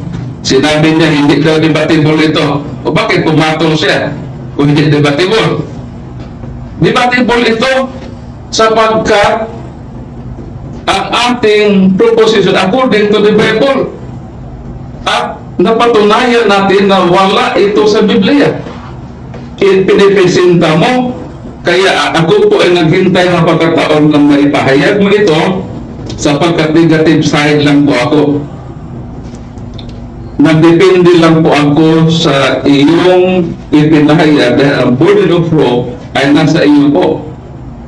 At bilang ikaw ang affirmative, umamin ka na wala ito sa Biblia, implicit, explicitly. So, sabi niya saya pa, hayaan negative. Kung sa may bungkagol na ako, o wa ka gipabaro. Pero ato na lang i-discussan, kahit di barog man ka, so ato na yung yata sa negative side, aron i-oppose nga dili gyud mahimong marka ang financial plan na kanang tithes iparte mo sa financial plan dahil one of the marks of the true church. Kay dili na siya marka, kay dili mo mailang na kini iglesia o dili tungod sa marka. Kay kung mauna ang sistema na ipart mo siya na one of the marks of the true church, so pwede ang mga laing tinuhan mo claim 3 minutes. na sila usab true church. So naghatag ka og ticket na mo claim sila na gamit po ang financial plan. Bakit man po na mo ang financial plan na kini isa morning tithes and offerings. So pwede po silang mo claim na sila po ang true church. So mahimo nga daghan ang true church. Isa naman ang church na gitukod sa atong Ginoong Kristo. So mao na nga ni-oppose kita sa proposisyon nga dili mahimo nga ang tithe ang financial plan nga kining tithes mahimong marka kay pwede nga daghan ang claim nga sila usab tinuod nga simbahan. Ang tithes pero si dili may mo-oppose kaya simbahan Katoliko na aman po nag-tithes nga mga individual nga voluntary dili ingon nga compulsory dili gyud kay mao ang tithing 2 system minutes. sa simbahan. Pero kung ang simbahan Katoliko iyang himuong balaod nga tithing system, why not ganita mo muhatag?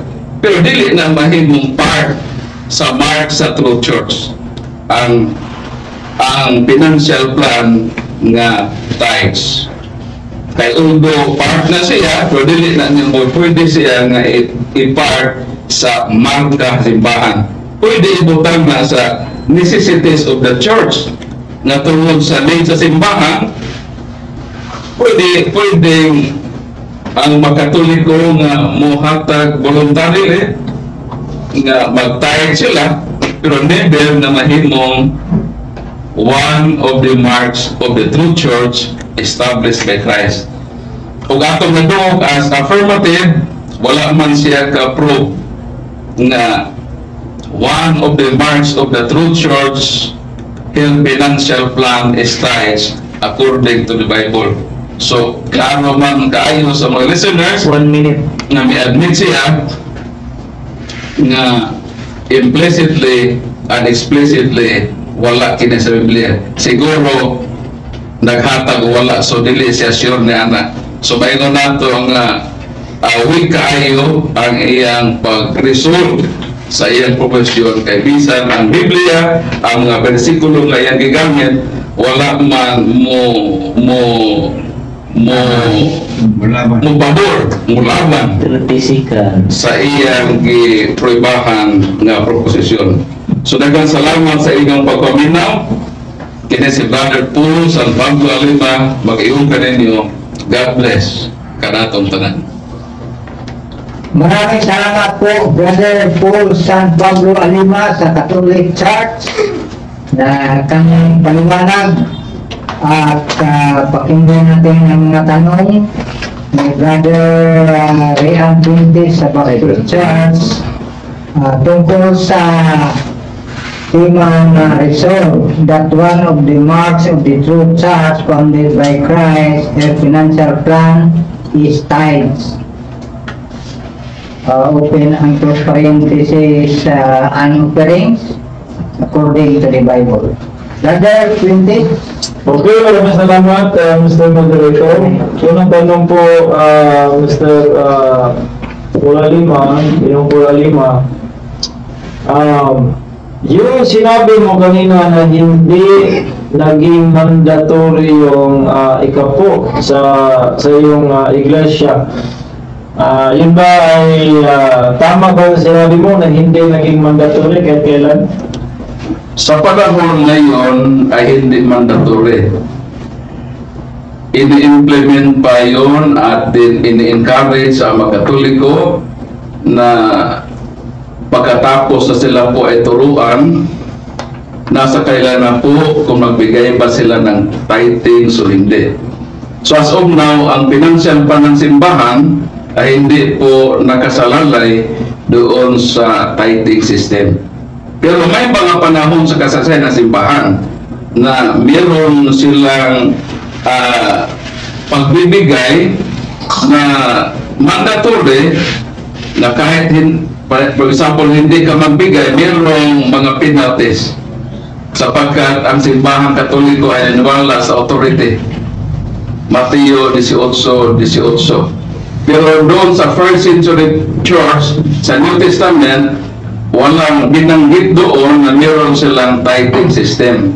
Na natili pa rin na kailang system of giving ay nakabase doon sa 2 Corinto 9:7 na magbigay ayon sa itinuro sa kailang puso. So hindi nakadepende doon sa batas na binigay ng Diyos sa mga Levita. So kung iyon man ay kanilang buong ari-arian, tulad ng ginawa ng mga Kristiyano panahon sa Pentecostes na binigay lang kailang ari-arian, tulad ng ginawa ng biyuda, si Kristo po hindi nagpataw, nag-introduce na, hoy, huwag niyong gawin yun. Ang ating financial plan, tithing system, wala po yun. So di ba sinabi sa aming aklat na hindi lang po tithes? Bakit po yun nabanggit mo na hindi po tinutulan yung biyuda? Kasi nga, akala mo kasi tithes lang po yung siguro nililigaw mo yung mga na tithes lang. Sinabi ba sa amin na tithes lang, hindi ba pwede yung offering, matatawag natin offerings yung mga hindi ikapo? Mr. Rian, ikaw naman na naglagay ng rules na pang-11 na ang debate ay base sa Trail of Blood page 5 na one of the marks of the true church itong pansiya financial plan tithes, at dito sa rules of debate number 7 hindi kasali sa debate ng operation. Hindi na natin discussan yun. Huwag mong sabihin, huwag kang magkomento sapagkat sabi dito, bawal magkomentary o magtanong. Huwag kang magkomento, Mr. Brett, objection na sabihin mong nililigaw ko yung tao. Proposition natin yun. Kung iligaw, ikaw ang maniligaw sapagkat tithes ang ano dito. Open and close parenthesis, hindi na ito isasali itong offerings. Yeah. So Mr. Moderator, hindi maganda yung sinabi niya na ako po ay nililigaw ko yung na tithes. Hindi po ako nagligaw sa mga viewers sapagkat ito po ang proposition na tungkol sa tithes. Kaya nga, sinabi mo kanina na tithes lang ba ang nasa aklat ng Trail of Blood? Hindi nga kasali yung offering dito sa debate. Tithings lang. Hindi ko na sinabi ko, sagot, hindi natin ibanggit yung, hindi natin tatalakayin yung offering. Sabi ko nga, tithes lang ba ang financial plan ng nakasulat sa number 9 ng Trail of Blood? Tithes lang ba yun o hindi? Kung nakinig ka lang sa akin sinasabi, hindi ako tutol na yung inyong financial plan, pati yung offering. Pero ang ating pinagdidebatihan dito sa ating baksa ay tungkol sa tithes. Okay. Kaya hindi na dapat itanong ang tanong na yun. Next question. Okay. Sinabi mo kanina, binanggit mo ang Acts chapter 4 na binibinta yung mga ari-arian niya. Bakit mo sinabi yun na? Ibig sabihin mo, yan pong gagawin natin as financial plan din ng tunay na iglesia. Walang ganun na financial plan ang iglesia itinatag ni Kristo na ibigay mo lahat ang iyong ari-arian. Pero ang mga apostoles, ang mga Kristiyanos, tulad ng nabanggit, bininta nila ang kailang ari-arian. Ayun sa... Kaya kung meron pa sanang financial plan ng isa yung tithings, dapat sana ang mga apostol ay magsabi na, hoy, bawal, hindi maganda itong ginawa ninyo ng buong ari-arian. Saan kayo hahakot ng kabuhayan? Saan kayo magbabase ng iyong hanapbuhay na binibintay lang lahat ng ari-arian? Kung meron pa sana silang financial plan ng isa ay tithing system, dapat ang mga apostoles na mismo ang magpapahayag na ang ating financial plan, yung pagbigay na ikapuan sa ka-offering. Bakit nagbinta kayo ng inyong buong ari-arian? So, ibig sabihin, walang rule, walang mandatory na batas na tithing system. Yun ang ibig kong sabihin sa pagkukot ko ng bersikulo na yun ang maliwanag ng mga sitas na nagpatotoo na wala talagang existed na tithing system na yun ang pinatupad sa unang iglesia itinatag ni Kristo sa bagong tipan. So, ibig sabihin, dahil wala talagang system na tithing system yung mga Kristiyano, bakit ginawa niya ng mga Roman Catholic? Kaya nga, sinabi ko sa iyo na kaming mga Katoliko, nawala kami sa authority. Mateo 18:18 na maliwanag ang sinabi doon sa Biblia na kung ano man ang batas na pinahintulutan sa lupa ng simbahan, kinikilala yun ng Panginoon. So kung magawa ng batas ang simbahan na ang ating financial plan na tithing system, tutupad tayo sapagkat ang simbahan ay mayroong authority. So, ang debating ito, kung dito mo itanong sa simbahan Katoliko, that is an admission ng Katoliko ay tunay na simbahan. Sapagkat ang ating topic is true church. So, Tapos na. next question. Okay. Alright. Position ba, is it yung position na kung hindi mababasa sa Biblia, hindi pinagtis ng Kristiyano, hindi yan totoo, hindi yan, mali yan na doktrina? Mystery ang Pentecost kung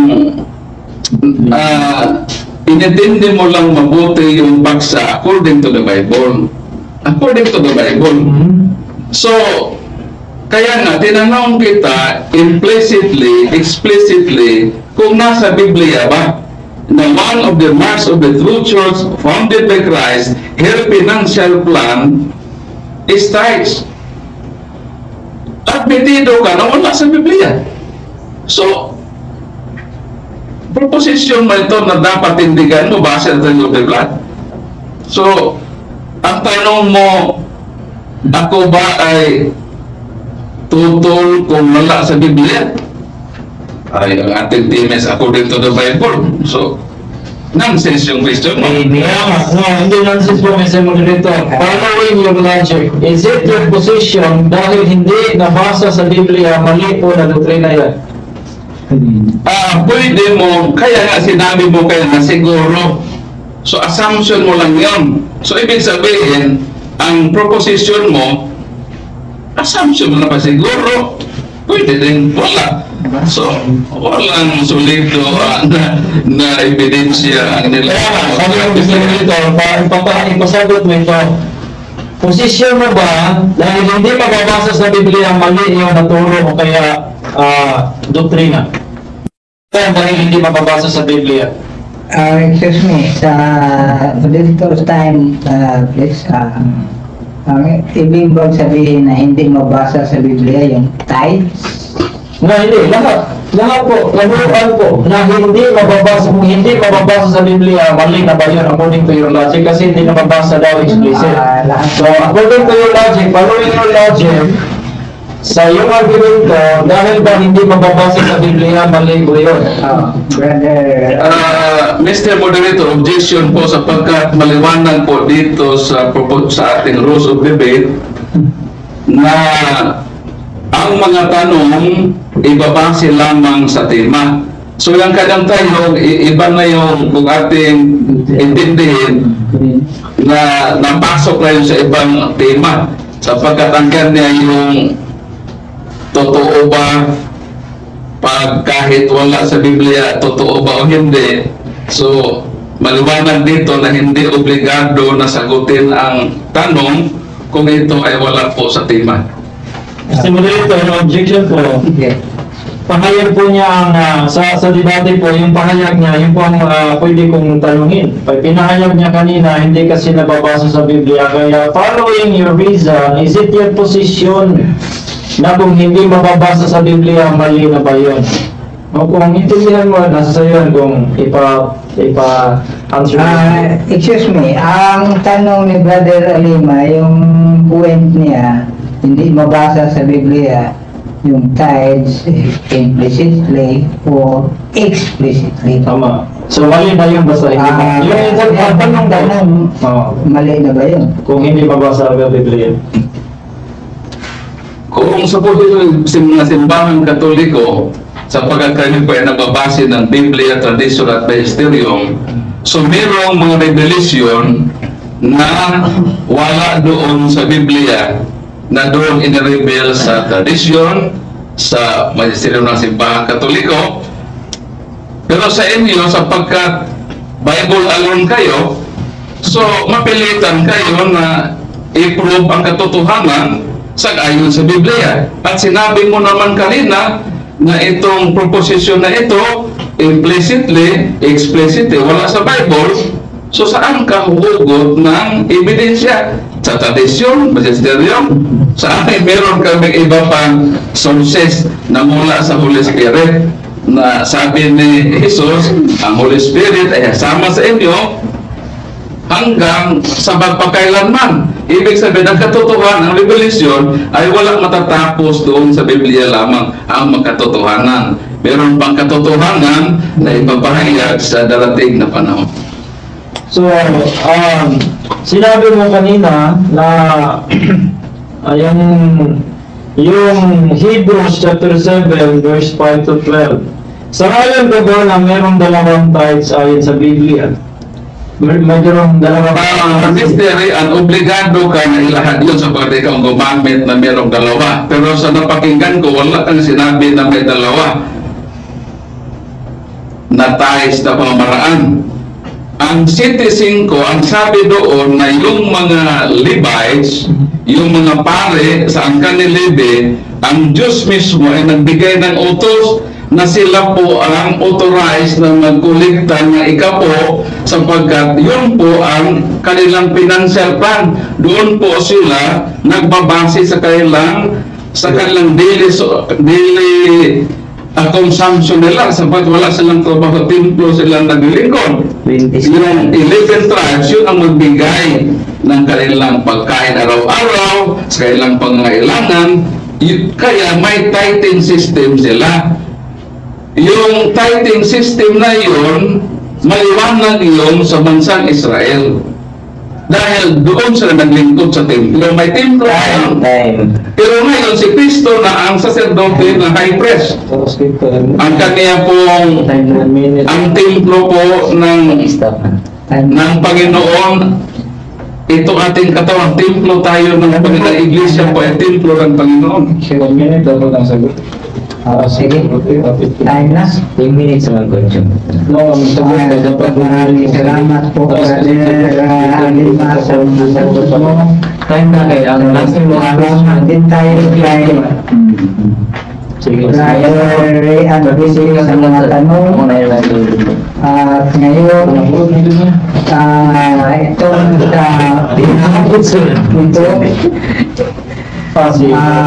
pakinggan natin ang kanilang mga sumari. At maunang magbigay ng ng sumari ay si Brother Paul San Pablo Alima sa Catholic Church. Tingnan natin mga kababayan, si Brother Alima sa Catholic Church sa kanyang sumari. Okay, maraming salamat Brother Rian Fuentes sa pagkataon na ibinigay niya upang pagdiskasan ang proposisyon na ito na base po sa kailang Trail of the Blood.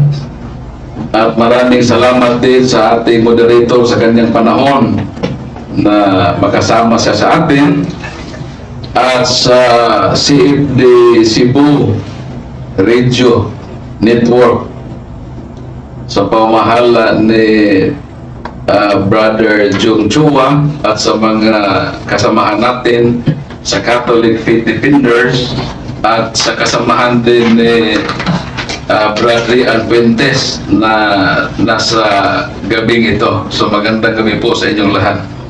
At sa lahat po ng mga nanood sa amin ng live. So marami pong salamat sa panahon na ibinigay mo. At tapos na po ang bakbakan sa pangatwiran. So kayo na po ang humusga sa pinahayag ni Brother Rian na ang proposition na ito according to the Bible, inamin naman niya na implicitly, explicitly wala ito sa Biblia. So nabigo si Brother Rian Fuentes, wala po siyang solidong ebidensya na inilahad. At sapagkat nakasama rin na kami, hindi na po siya pwede ma-introduce na argumento sapat hindi na po yun mag-undergo sa cross-examination. So ang amin namang isummarize namin ang nangyari sa 20 minutes constructive speech at 20 minutes destructive speech at sa cross-examination. So kayo naman ang nakinig sa debating ito, so alam ninyo na kung pakinggan natin ang kanyang pahayag, wala talagang kalatoy-latoy ang ginamit niya ng mga reasonings. Ang kanyang versikulo walang nabanggit doon implicitly, explicitly na one of the marks of the true church founded by Christ, her financial plan is tithes. Wala po. Ang kanya pong maliwanag na sinabi, yung sa mga Levites, yun po ang parang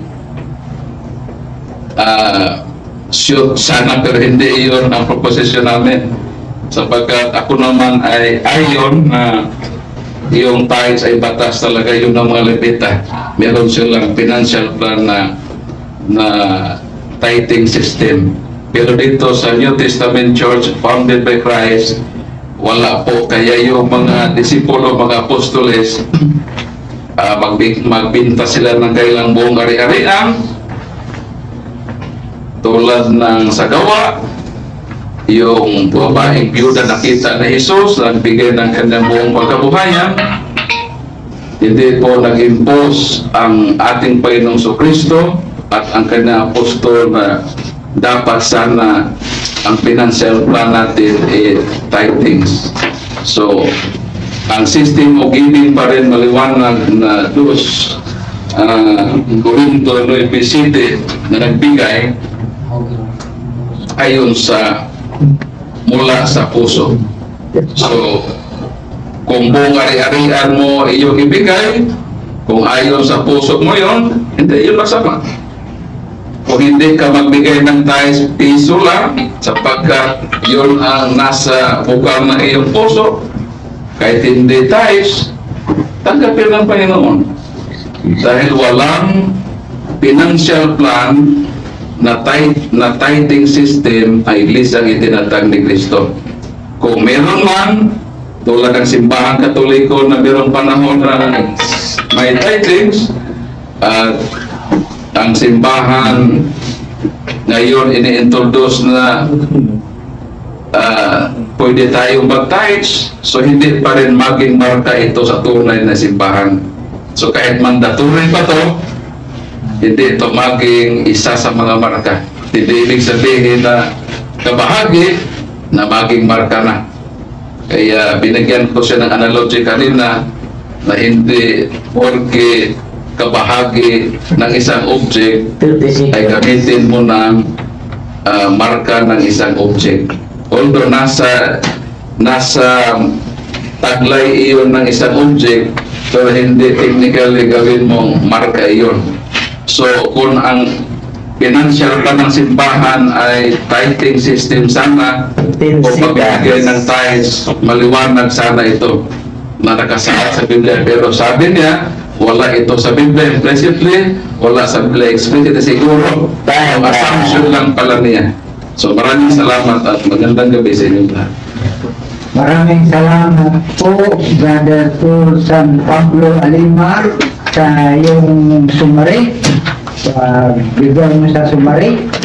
At ngayon, ating pakinggan si Brother Ryan Fuentes sa Baptist Church sa affirmative side. Sa kanyang summary, Brother Ryan Fuentes.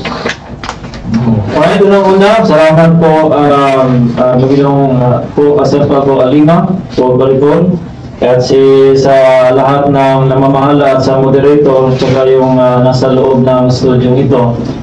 So, unang-una po, yung tema, malinaw po natin na na-resolve po ito dahil yung tema po natin, again, kung tatanggapin po natin yung tutol niya, yung marka, sabi niya, binalik-balikan na hindi pwede po yan kasi again, wala pong nagbigay ng standard na ano po yung gagawin mga marka.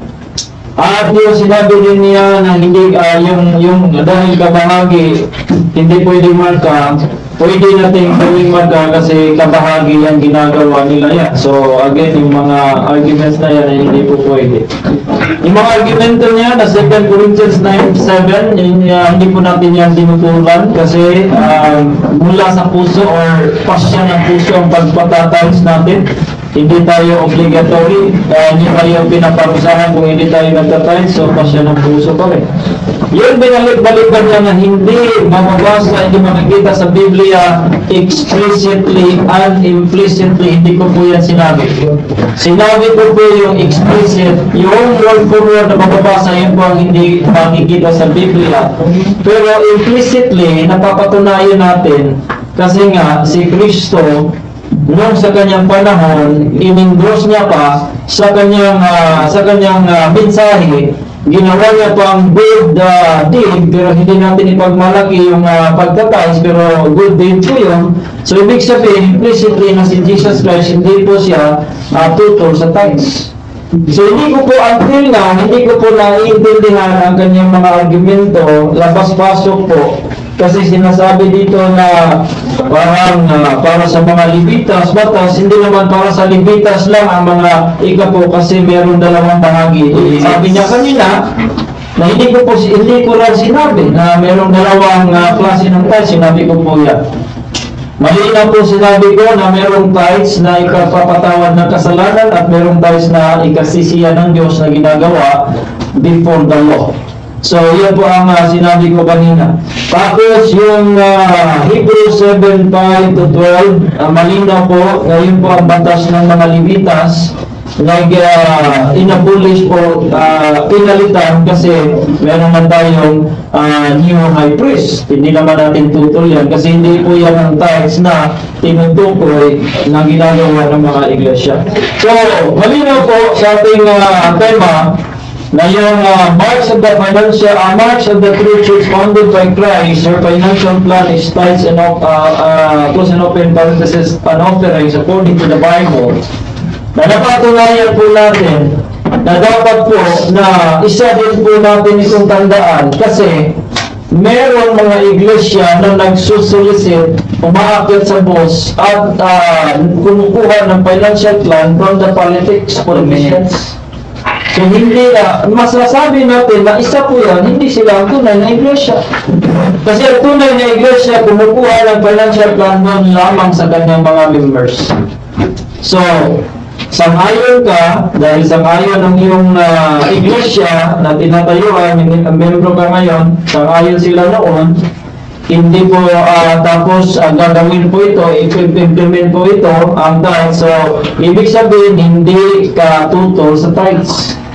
At sa March naman, hindi ka pwedeng magsabi na hindi pwedeng gawin kasi po, sino po ba kayo na sasabihin mong hindi pwedeng gawin na March, yung financial plan?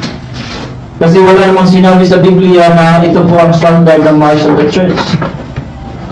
Masasabi po natin mga kaibigan, mga kapatid, na proposition po natin ngayon ay tunay nga po na tindig po. So, hindi po ito upang nanalo o matalo, kung yan po ang yung pakay, hindi po ang pakay, yan ang pakay po namin dito. Kasi hindi ko naiintindihan until now kung saan po dito tutol po ang ating katunggali. Pero yung marks po hindi niya pwedeng tutulan yan kasi wala pong standard from the Bible. At yung marks po, hindi po sinabi dyan na tithes kundi financial plan. So yung marks po hindi debatable. Yung tithes naman po, hindi po naman pwede niyan tutulan. Kaya nga, Pero fisik. susundin niyo pong logic na ito. Kung ayaw mo sa marks, tapos hindi mo sinali ang offering, ibig sabihin, pwede palang maging marks ang offering. Correct. So, mali po ang kanyang pagtutol. Ibig sabihin po, ladies and gentlemen, wala pong naging debate as of this time. So, maraming salamat po at panoorin niyo ulit yung debate at magandang gabi. Sige. Maraming salamat po, Brother Real Pintis. Salamatan natin ang dalawang nagbibate natin. Brother Real Pintis sa affirmative side sa Baptist Church at si Paul San Pablo Alima sa negative side sa Catholic Church. At kayo na ang magbigay ng husga kung sino ang nagbigay ng mga pinaka-mabigat na argumento at panabista. Closing prayer. Closing prayer natin ngayon sa tayo mag-buwag. Okay. Atong Sa ngalan ng Ama, ng Anak at ng Banal na Espiritu. Amen. Panginoon, maraming salamat po sa panahon na iyong pinagkaloob sa amin. Maraming salamat sa katotohanan sa iyong tunay na simbahan na itinatag na kailanman hindi ito madadaig ng kamatayan ng anumang kapangyarihan ni Satanas. At kami, Panginoon, ay aniwala na ang tunay na simbahan na iyong itinatag ay manatili magpakailanman nasa lahat ng panahon. At nasa panahon ito ang tunay na simbahan Salamat Panginoon na ang simbahan na ito ang siyang umakay sa amin sa buong katotohanan. At sana'y ang nakinig sa debating ito ay maliwanagan sa paksa na aming pinagdiskasyonan, at ito po ay makapagbigay sa kanila ng edukasyon tungkol sa mga bagay na iyong itinuro sa banal na Biblia. Panginoong Kristo, patuloy mo kaming gabayan sa simbahan na iyong itinatag. Banal na Espiritu, ikaw ang itinalaga na Paraklito na siyang magpatnubay sa kasaysayan ng simbahan tungo sa buong katotohanan. Amang salamat sa iyong pag-ibig. Ibinigay mo sa amin ang iyong anak na siyang naghain ng kanyang buhay dahil sa kanyang pag-ibig sa amin. Nagpasalamat kami sa Holy Triune God, ang tunay na Diyos na kinilikilala ng tunay na simbahan, na kailanman ang ating Panginoong Kristo ay nangako na samahan na ito magpakailanman. So maraming salamat sa lahat na nakinig, at maraming salamat sa Diyos at sa Kanya ang papuri ngayon at magpakailanman. Sa ngalan ng Ama, ng Anak, at ng Banal na Espiritu. Amen.